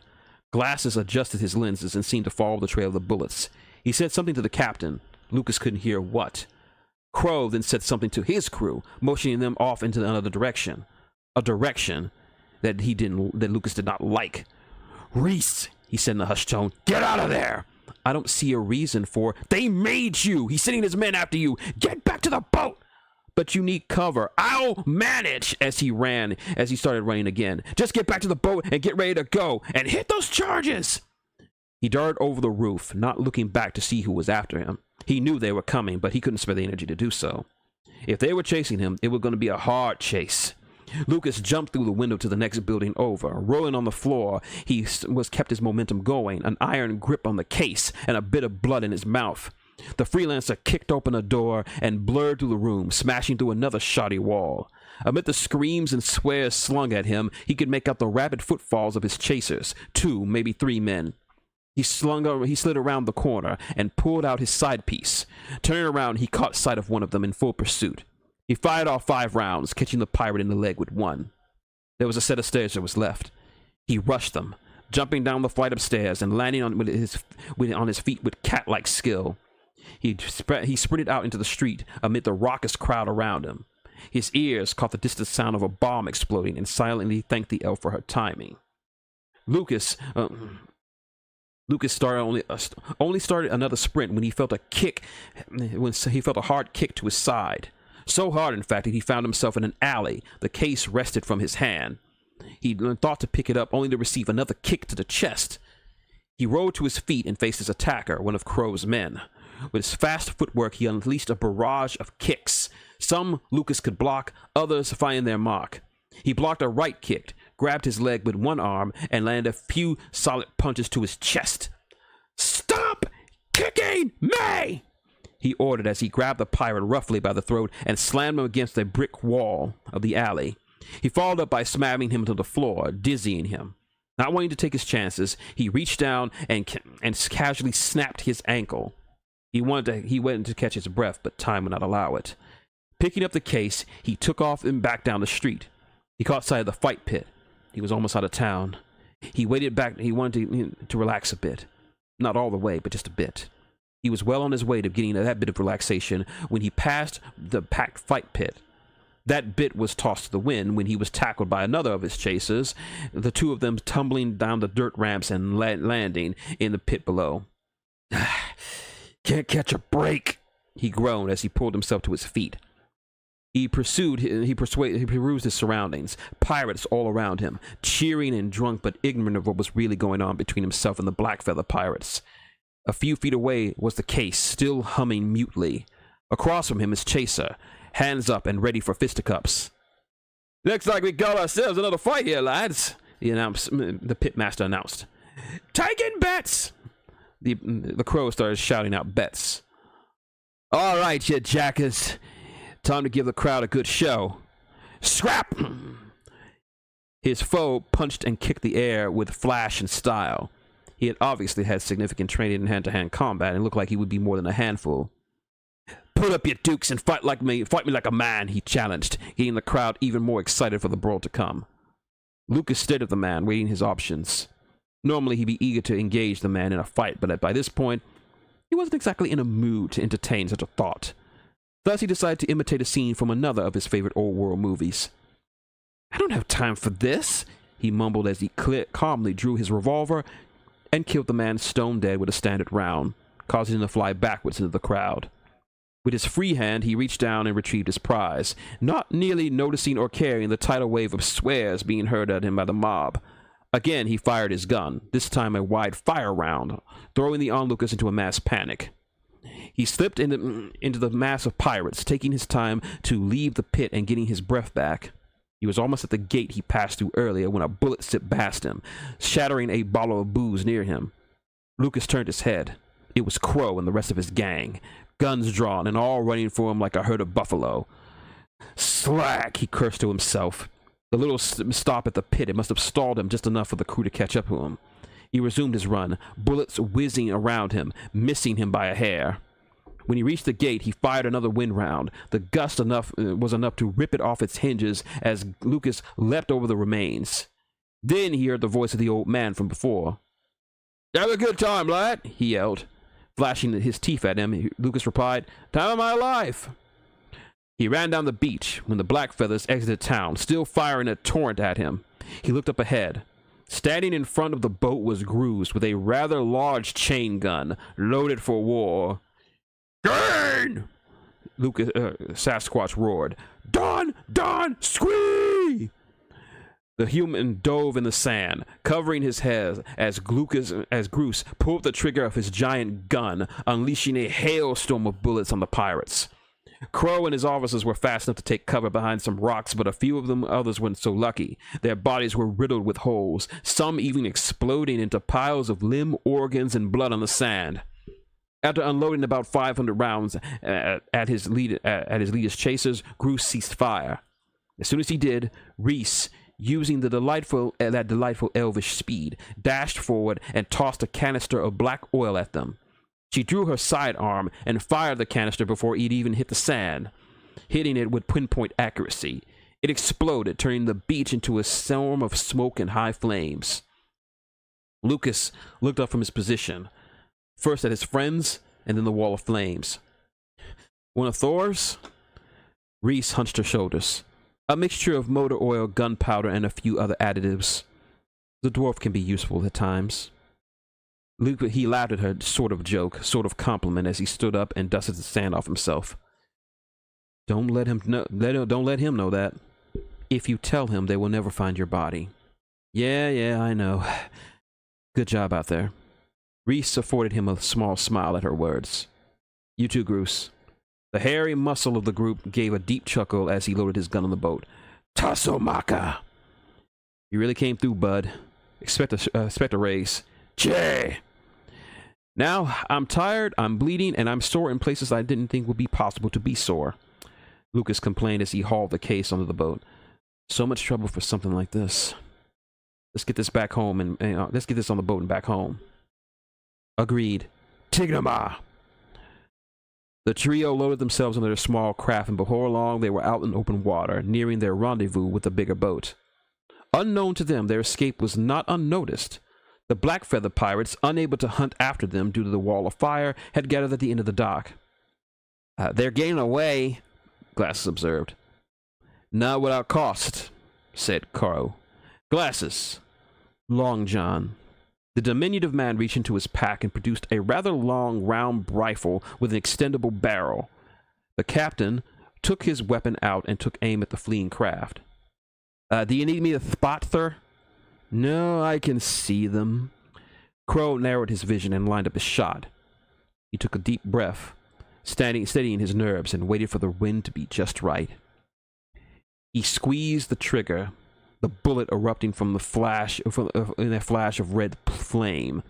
It skidded across the surface of the water, zeroing in on its target, the head of Reese Fold. None of the occupants were aware of it. Were aware of Crow, his crew, or the bullet that was heading straight for the woman. It drew closer and closer at impressive speed until it was mere inches from her skull. Just when it looked like it was about to kill her, Reese's head suddenly jerked forward, as if some invisible force had pulled her out of the way. The bullet passed her purple hair, past the small boat, and splashed in the water ahead of them. All three turned their heads to the sound of the water. That was Lucas started. A bullet, yes, Reese answered for him. The two looked back towards the island and finally saw the gathered pirates on the dock. It was too far away and dark to make out any details, but they knew it was the Blackfeathers. No way, muttered Lucas. In the dark? With the wind against him at sea? It seems our dear Captain Crow has at least one capable sniper on his crew, Reese commented, just as she looked down to notice a few strands of hair on the boat deck. Lucas noticed it as well. Wait, he said. Did you just slip? He asked. The elf touched the back of her head before answering. Yes. Yes, I did. That answer didn't seem to settle his uneasiness about this crew of pirates and their captain. Well, that just made them all the more dangerous. Let's hope we don't have to run into him again. Back at the docks, Glasses adjusted his lenses before speaking. You missed, Captain. His worst statement caused the collective men to look at their captain in shock and awe. Crow himself looked calm as always, but inside he was unsettled. More so than any time in his career as a pirate. You don't say, he said, handing Long John back to Glasses. Let's get back to the Sparrow, and we're going after him. Not happening, Captain. The group turned to a portly man running up to him, clearly having run from wherever he came from. What is it, Chief? Sabotage, sir, he panted out. Explosives planted on her. She's afloat? Yes, sir. No sinking or anything. Wheel's still intact, too. It's just the rudder, sir. Blown clean away. Any other damage? None I saw, sir. Mostly just focused on the rudder. Not good, commented Swarley. We could have sailed with the wheels, but they'd make it to the storm belts before we even catch up. And without a rudder, we won't be able to follow them, Crow finished, turning back to the sea. These aren't ordinary thieves. If Mr. Walls, if that's his real name, came up with a plan and a target, the case, he was after the case all along. And he had backup, too. What are you thinking, Captain? Asked Glasses. He was reluctant he was reluctant for a few moments as he thought about what he had seen and heard of these thieves who dared to steal from him. Looks like we have ourselves a decent challenge this time, he spoke. Swally, go back into town, find all the swabs you can, and see if we can find who can give us a ride. Yes, Captain. Glasses, LaRue, go back with the chef, then go back with the chief and help with the repairs. If we can't find a ride, we'll have to make do with what we got. Yes, sir. The smaller man nodded. Answered. LaRue simply nodded. I want us underway as soon as possible. Move out! And with that, the group began to disperse, their varying tasks assigned to them. Glasses, he called out, stopping the man in his tracks. Crow extended his hand and said, The hotline. Glasses reached into his bag and handed him a small black disc with several knobs and buttons on the edge of it. Crow nodded to him, letting the man run off to do his job. Left alone, he turned around and pressed a button on the disc. The surface of it lit up and a blurry hologram showed up. After a few moments, the image cleared to reveal a pair of hands, interlaced together with a gold ring on the right hand. The hand had a strange symbol on it, like the letter B, but very stylized. The voice spoke from the device, distorted and a bit agitated. This is not time for us to communicate. I know, sir, but this can't wait. Speak, but be quick. Crow swallowed hard before continuing. Sir, the package has been stolen. There was a hitched and tense silence as the voice considered what he had heard.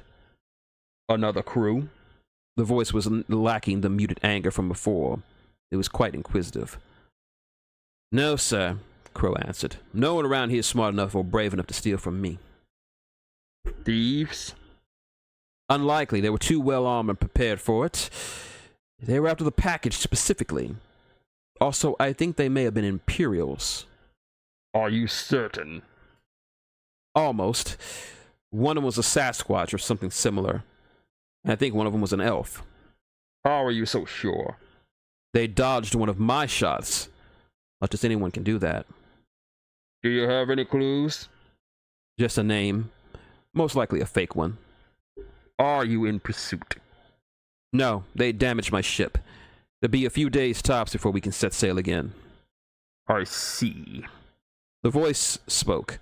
It didn't speak again after a while, what Crow could assume after some time to think about the situation. When your ship is repaired, I want you and your crew in the Empire as soon as possible. The entire crew, sir? Crow exclaimed. Sir, getting a few swabs into the country was easy enough to handle with your help from earlier, but my whole crew number over 200. How are we supposed to get that many pirates past the border? You needn't worry about that, the voice assured. With my connections, it will be a simple matter to get your crew here. All that matters is that I need your crew here since the package has been taken. Nothing changes. We need only to adjust the plan, but the goal remains the same. You are to land the coordinates provided, and my agents will sort you and your men out into safe houses until the time is right to strike. Yes, sir. We'll be ready. Good. There will be no further communications until you set foot from the island. Is that understood, Captain? Understood, sir. And so, Chapter 5 comes to a significant end. And it was a crazy, crazy time. Oh, we got some more people here. Oh, Maddie, hey, how you doing? Hey, Maddie. Yep. Yeah, I see you guys enjoying yourself. Yep. Yep. Groose is an unhinged Hadassah. Or badass, what all correct. Yep, I did sort of base that scene off Van Augur. So it's gonna be good. And yeah, I just busted out that whole thing just because I wanted to give it a more distorted vibe to it. So, Oh, Hairball, I see you in the chat. All right. Nice to see you guys. Nice to welcome. It's okay, Devil. It's okay. But yeah, so that was our first introduction to pirates. Crazy stuff going on. I actually based thanks guys. We have one more chapter to do tonight, and then we'll let you go. But it's gonna be a short chapter. But yeah, it's pretty. Yeah, I did base him possibly. I did base Captain Crow off a character from War Machine that I like to play, Phineas Shea. He was a pirate. He wasn't a sniper by any stretch of the imagination, but he was just the image. His is the face I imagine when it came to when it came to what this pirate is and stuff. So thanks, guys.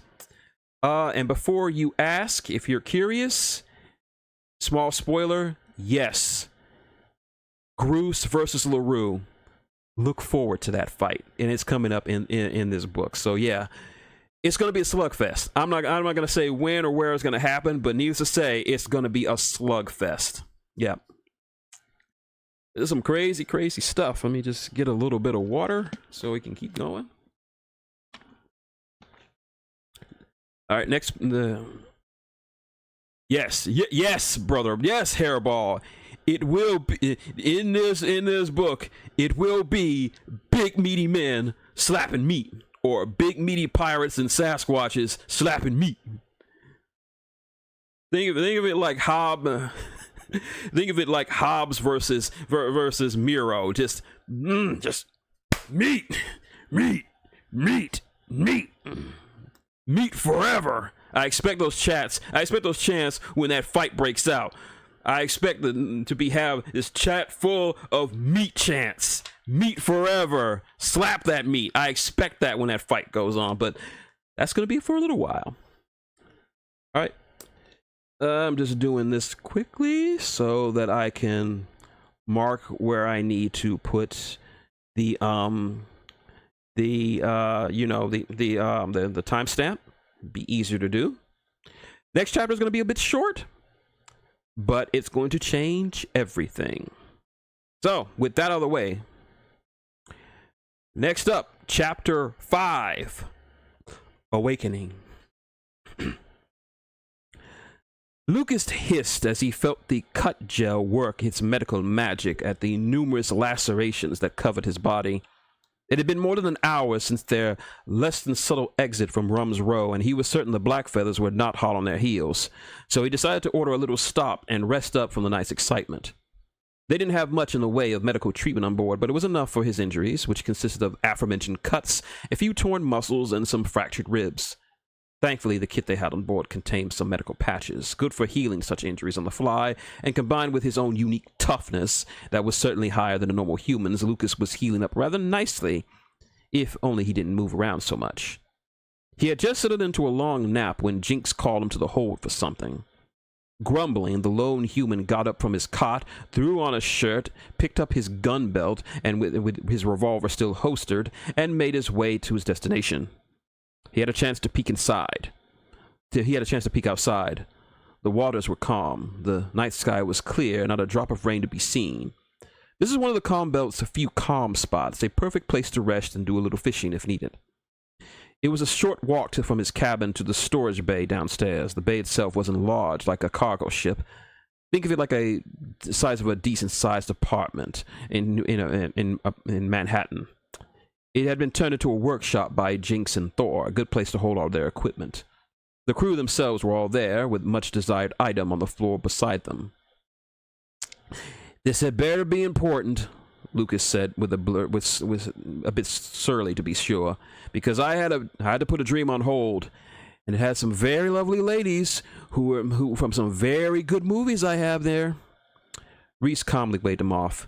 "Your perverted dreams of old-world actresses will have to wait," she said. "Thor and Jinx have figured out what our little item is."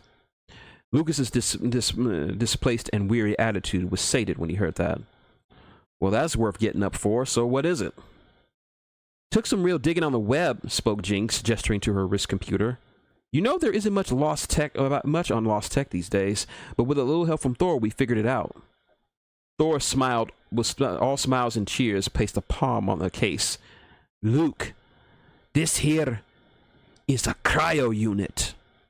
Lucas's face scrunched up in recognition, astonishment, and no small amount of disbelief. That's impossible, he said, walking up to the case for a better look. I've seen cryo units before. They take up most of my apartment. They're huge. This thing is... Yes, it's tiny. Yes, I know. Thor spoke. Normally, I'd be agreeing with you, but this one is really is one. Didn't realize what it was until I up and saw the symbol on it, like with my own eyes. He pointed to the insignia. How do you know it? Memory. When I was a wee one, me and my grandfather used to take me to the Grand Library in Roost. Spent many a day thumbing through the old records and searching through back to thousands of years. That's when I remembered the symbol from some of the old docs I read. This symbol belonged to Cypherex Incorporated, a major technological firm specializing in practical applications for next-gen tech. It was one of the biggest in the world at the time. Interesting. So they created this thing? Not so much as someone on their payroll. A scientist by the name of Reinstein, I believe. I used to know so much about a human scientist. Thor let out a deep, prideful chuckle. Oh, look, my boy, you really think such a genius would be beyond the notice of a dwarf? Every big brain the race ever put out. Newton, Einstein, Tesla, Hawkins, McGregor, Ali, Lichin. You best believe there was a dwarf around to help. Or at very least take notes. Huh. Didn't know that. Right, and Reichting was no different. See, the man was bloody brilliant. I mean, what little of his notes are left to show the man was ahead of his time. If the world hadn't gone to shite, he would have kept the golden age going another 2 centuries. Sounds like someone has a crush, remarked Reese. I just appreciate inventive genius, unlike some people who shall remain nameless. He snapped back.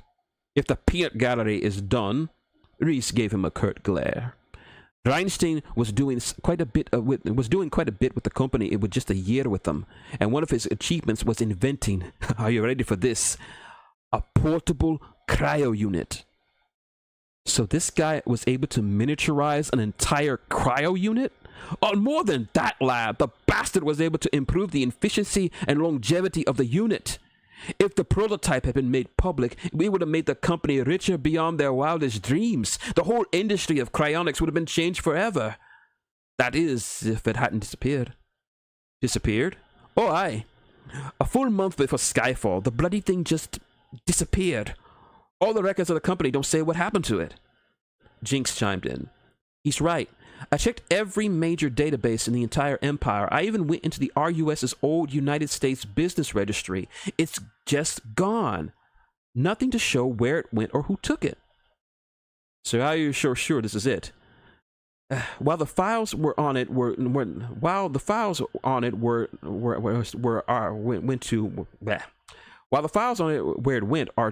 to are lost, there's still the technical specs. The Frey pressed some keys on her computer to call up a hologram of the case itself. Found these in the Roostian database. Thor gave me an idea of the way to look. We matched the specs and the serial number. Lucas, say hello to Cypherex Industries, portable prototype cryo unit, model 0001. And it's still working. Lucas moved closer to the device. He processed all the information had been given, and he was left in utter awe. He knew it was special since it was lost tech, but to think you'd be looking at something that wasn't even mass-produced. A prototype, a one-of-a-kind, and still functioning after 1,000 years. A childlike sense of glee overwhelmed him at the moment. His friends watched in amusement. He was like a child on All Saints' Day, ready to open his presents. He must have felt their gazes upon him as he snapped out of his state before speaking. Well, this is certainly newsworthy, but there has to be another reason why you called me down here. Thor and Jinx said a worried look before the dwarf pointed to the underside of the case. Lucas bent down and looked under. There was a small hole at the bottom, and out of it was leaking a clear liquid that he assumed wasn't water. He touched a little of it and smelt it. It had a refined, processed odor, like old gas mixed with coal. It's stabilizer fluid, Thorgan spoke. It's what makes cryonics possible. Judging from the size of the hole, it must have been an errant round. He straightened himself up again. Can you fix it? Yeah, right. You have an easier task getting an audience with the bleating Dragon King. Thor, spoke Groose. Don't do much yet. Thor shook his head. Patching it won't do you any good. I've interfaced with the OS system, with the unit's OS system, Jinx said. It was here that Lucas finally noticed that the cord connecting her computer to the case. According to the readout, the stabilizer fluid is down to 36%. My guess is it wasn't full before it was damaged. What exactly does it do? Asked Reese. Think of it like antifreeze for the blood, answered Thor. It reacts to the plasma in human blood to prevent it from freezing totally. It also keeps the organs from suffering damage from the freezing process. Without it, the person would just freeze to death. Think you can make some? Asked Lucas. Sorry, lad, a bit beyond me. Well, anyone for that matter. The ingredients are that hard to get? Oh no, if anything, they're easy to get. We cracked the ingredients centuries ago, but nah, the process it's the process that we don't got down. The process? How to mix the stuff, basically. It'd be like if I told you to make a cake and only gave you the ingredients without the recipe. And without the recipe, you'll just be making a mess, Lucas finished. Yeah, that's a problem. How long before it runs out? Based on my calculations, this unit will run out in a day. 2 if we patch it, but the person inside won't make it to the Empire alive. And that wouldn't be... Lucas stopped himself before he realized what Jinx had said. Wait. There's someone in here? Alive? Yep, answered Jinx. Surprised us too when we found out. Hence why we called you down here. We gotta wake up the person in here, Luke, said Thor. Unless you want a dead person on your conscience. Yeah, but the contract with the prince said not to open this up. Normally I would be in agreement with you, Lucas, chimed in Reese.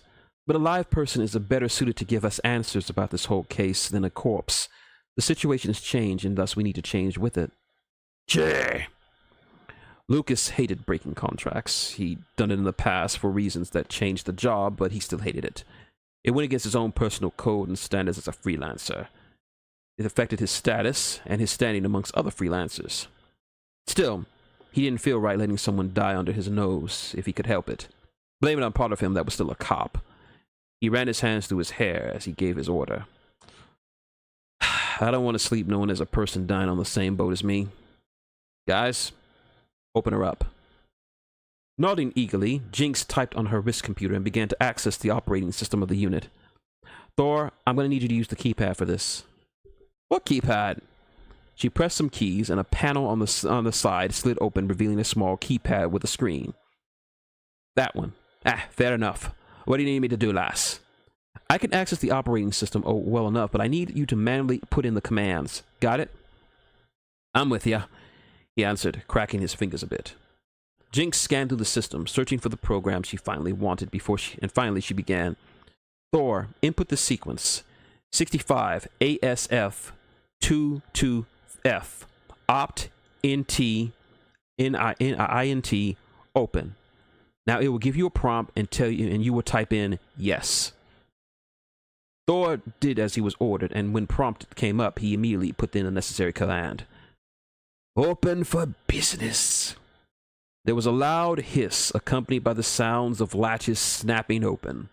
From the side, clouds of vapor sprout out, filling the room and dropping the temperature rapidly, causing all but Groose to shiver.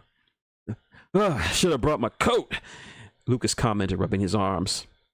After 2 minutes of this, the case stopped exuding vapor, and then the top split in two, opening itself up. This released a large last blast of cold vapor, obscuring everyone's vision in the room for about 30 seconds.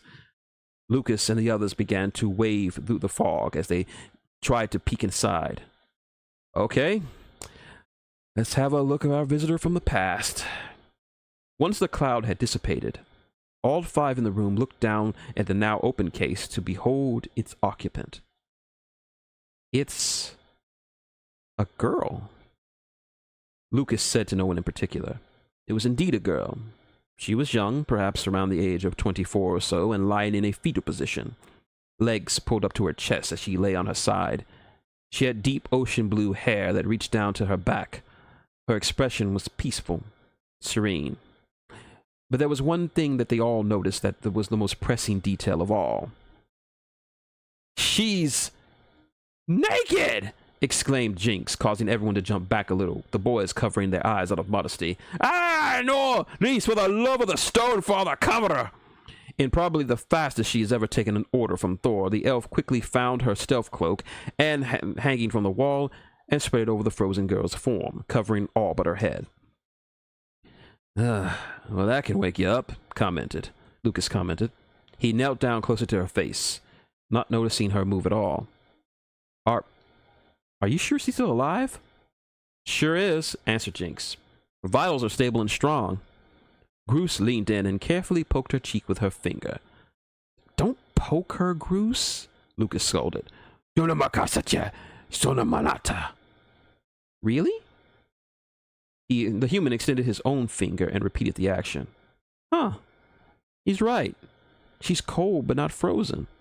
"Of course not," said Thor. "The fluid keeps the body cool but not frozen. Prevents cellular damage." He looked down inside and pointed to a small tube connected to her back. "You see that? That feeds it into her body via the spine." And he motioned to her bottom where another tube was located. "Here's where it comes out. The system recycles the fluid for future use, as well as flushing out the waste and cleans the blood." "What about those?" Reese pointed to 2 round devices on her person, one on her temple and one on her chest. "Those monitor and regulate her cerebral and circulatory activities. Keeps things moving," Thor answered. "Why isn't she awake?" asked Lucas. "Because we haven't woken her up yet. The command we entered was just for opening the unit. There's a separate command for waking her up." "Well, we've come this far. Rise and shine her," Lucas said. Jinx repeated her actions from earlier and relayed the instructions to Thor. "Input 66 MN 56X. Opt INT awaken." Thor put in the commands. The insides of the case began to glow a warm red color, followed by a subtle rise in temperature. There were a few sighs of relief from the room as they slowly began to warm up. "Shouldn't take too long now," she said as she kept a close eye on the girl's vitals. After a few moments, the heaters shut off. The tubes in her body popped off, oozing the once precious liquid. For a few more minutes, no one said a word, simply resigned to let whatever process for the thawing be done. Just then, the silence was cut by a soft moan. All eyes turned to the girl. The color had returned to her skin, her breathing had become more regular, and her eyes began to move under her eyelids. Then her lids began to slowly flutter a bit. Before long, her eyes were half open. She turned her head slowly upwards, her vision still blurred and adjusting to the lights. Moving stiffly, she pulled herself up, instinctively pulling the cloak over her nude form. She sat up in the case, looking for the first person her eyes had caught sight of in over 1,000 years. Lucas Kane. He looked back into her azure eyes that matched her hair. Her face was neutral, not sure what to say to someone in her position. His appearance seemed to help in waking her up. Wordlessly, she turned her head to scan the room. Unfortunately, the next person she saw was Groose. "Sorry time," he greeted with a smile. Her reaction was understandable given her circumstances. "Ah!" She let out a horrifying scream, much louder than what you'd expect from a slender young lady. She scrambled out of the case in a panic as she looked around, catching sight of the 3 other people in the room. They were more normal looking than Groose, but between Reese's ears, Jinx's wings, and Thor's size, still far from what she considered normal.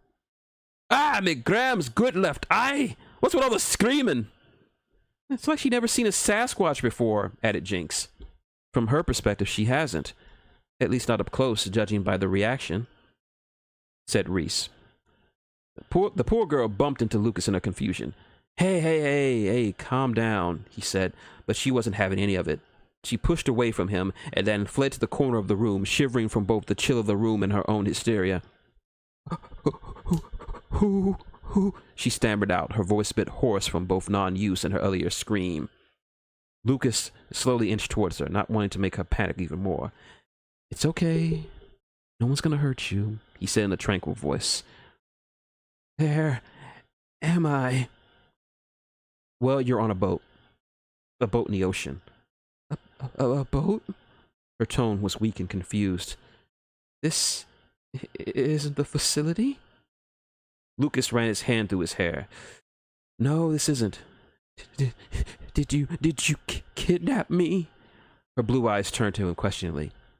What? No, we just woke you up. Listen, ma'am, we got some things to talk about. Before he finished his speech, the girl saw the revolver on his hip, and with remarkable quickness for someone in her state, she snatched the gun from his holster and pointed it directly into Lucas's face. Whoa! Hello, nurse!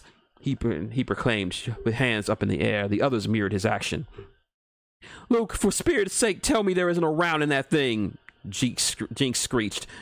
I would, but that would be a lie. What? I didn't have a chance to unload it, but you guys called me down here before. The girl cocked the trigger, causing everyone to freeze up. Now, you all stay back, she ordered. Okay. I'm giving you space. We're all giving you space. Right, guys? The others nodded in agreement. So, we're all giving you space. So, how about you just, to put the gun down before you hurt yourself? Please, she said. I know how to handle a gun. Not that gun. I pull the trigger, you die. Sound about right? For the most part. The girl inched the gun a few inches forward. If you're here to kidnap me with the notions of ransom, my father will only send Navy SEALs after you. Your father? 4-star General Alan Jackson, she yelled. He won't pay a dime to kidnappers. But we're not kidnappers. We just woke you up. Then call my father! Lucas hesitated for a bit. That's going to be a good heart. This is going to be a bit hard. You see, listen, here's the deal. You've been asleep for a very long time. And I'm afraid your dad has been dead for quite some time. For a split second, her hardened glare slacked into the sudden realization that he might be telling the truth. The glare came back in full force as she re-aimed the gun at his forehead. You're lying, she said. You or one of those things in the back need to call my father or the Pentagon. Trust me, I'm not afraid to end you. And I believe you, he said, sighing before relaxing his posture. Seems like nothing I will say will convince you. Okay, so how about I prove it to you? How would you do that? Simple. I take you up deck and I show you something. I'll tell you everything you need to know about your situation. Show me what? I can't say, but you'll understand once I show you. If you're still not convinced, you're free to shoot me. She eyed him with suspicion, not sure what to make of this man, or at least in appearance anyway. But now his relaxed posture and resolve-filled eyes were wearing her down. He meant it when she said that she could shoot him if he didn't buy his story. She knew quite well a few men in her life who talked big but amounted to nothing, but this silver-haired stranger was now showing her something she only saw in her father's eyes. Determination. Either this man was totally fearless or completely insane. And them, she gestured to the four others, all of whom stood with their hands in the air. They'll stay here, and if there's no one else, on the ship, so it'll be just you and me. She praised him for a minute or two before speaking again, waving the gun. Fine, but you lead the way. Whatever you say, he replied. Guns, guys, stay down here until things get settled. Understood? They all nodded. Moving carefully as not to give her a reason to shoot him early, Lucas walked back upstairs with the girl. Cloak held tight in one hand and gun held even tighter in the other, right behind him. She stumbled a bit, her muscles still waking up from the nap, but nonetheless still held the weapon trained at his back. Outward, Lucas was the picture of serenity. Inside, he was skittish like a cat. He kept his eyes forward, arms at his sides, and paced slow but steady. In her state of mind, she was likely to fire at anything that looked like a threat, a misspoken word, a twitch of the arm, a hitch in his step. He didn't want to give her a single reason to discharge the gun and probably blow up the ship. Finally, he escorted her to the deck of the craft, the night air chilling her barely formed clothed form. but her aim still held up. He turned and faced her, keeping her eyes squarely locked on her. "Okay," she said, barely able to keep her chattering teeth under control. "What did you want to show me?" Lucas looked around the sky for a bit. "Good. Should be clear enough for you to see it." "See what?" "Look up." "Look?" she asked. "Just look up." "And see what?" "Trust me, it'll make sense as soon as you look up. If you think you can trick me, remember our deal. I show you my proof and you didn't like it." He extended his arms upward. "Just look up." She couldn't understand it. Was this some kind of trick? How could he hope to be so sure that he would risk his life for this?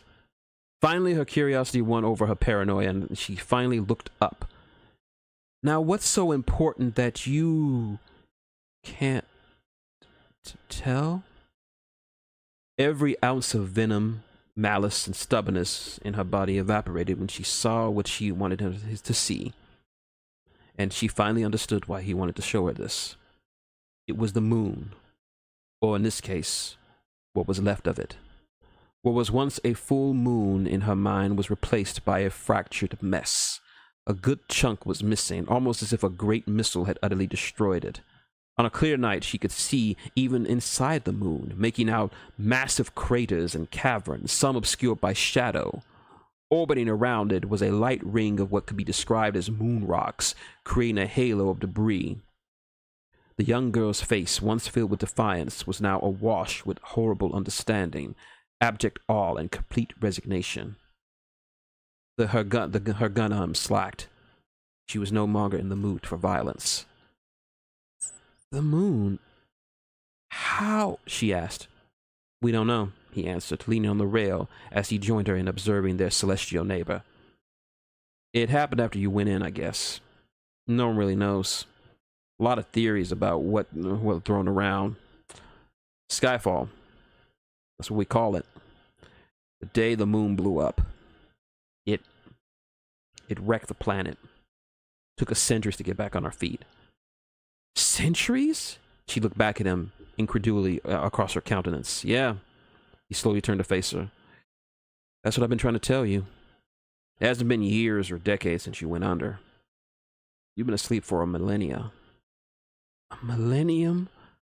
That was her last words that passed her lips before she fainted, both from overstress of her very conscious body and the news of how long she had been in cryo-sleep.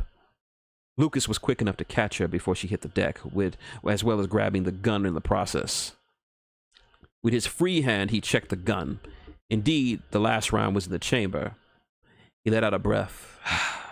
"Lucky girl," he commented as he closed the chamber and holstered the gun. He quickly picked the sleeping girl up in his arms and carried her back inside of the boat. "Welcome to the new world, kid." And just like that, our chapter ends. Yep, that gun is very special, and you're going to learn about it in the next chapter. But yeah, we have introduced a new little person into the works, a new person into the main cast of characters. They're sort of complete. A girl with blue hair who has been in stasis for the last 1,000 years and now wakes up into a world completely foreign to her. And now she finds she is at the center of this massive conspiracy. But yeah, that is chapter 5 of New World. I see you guys are still engaged, still hanging on. Yeah, thanks for buying it, man. And let's just say the next 2 chapters, well, there's a reason why Hiromi from the from CBR says that the next couple of chapters are his favorite. He bought it too and he enjoyed it. It's got some twists and turns, and just as a note, we're going there in the next 2 chapters. The castle. Oh, it's okay, man. So long as you're enjoying yourself and helping out the channel and doing everything else. I enjoy reading it. That's why I put Smash League on hold just to read it. We got some more chapters to go through, more stuff to hear, more craziness to do. And like I said, when we meet on Thursday, we're going to Castle Dracula in the next 2 chapters. So something to look forward to. It was longer than the Drew reign as a that chapter was longer than Drew's reign as World Heavyweight Champion. Yep. Yeah, that's pretty true. That's pretty true. And I was trying to read as fast as I can, and even that was longer. So, yeah. All right, I appreciate it. Thank you for listening in on the chat. Thank you, Devil, Matty J, Airball, LPH, and of course, Devil, for all of you for sticking around. Again, happy early birthday to you, Devil, for tomorrow, turning the big 3-5. I hope you're going to have a good birthday. And... and of course, Car Junkie. Glad you can listen in. So we're going to be, like I said, we're going to do this again Thursday night. Next 2 chapters. And like I said, we're going to Castle Dracula next time. And prepare yourself, my friends, for one of the biggest twists in my story. Not a major twist, but one that you will never see coming. So... until next time, this has been Shintigercurl, that dude in the straw hat, saying good night and prepare yourself.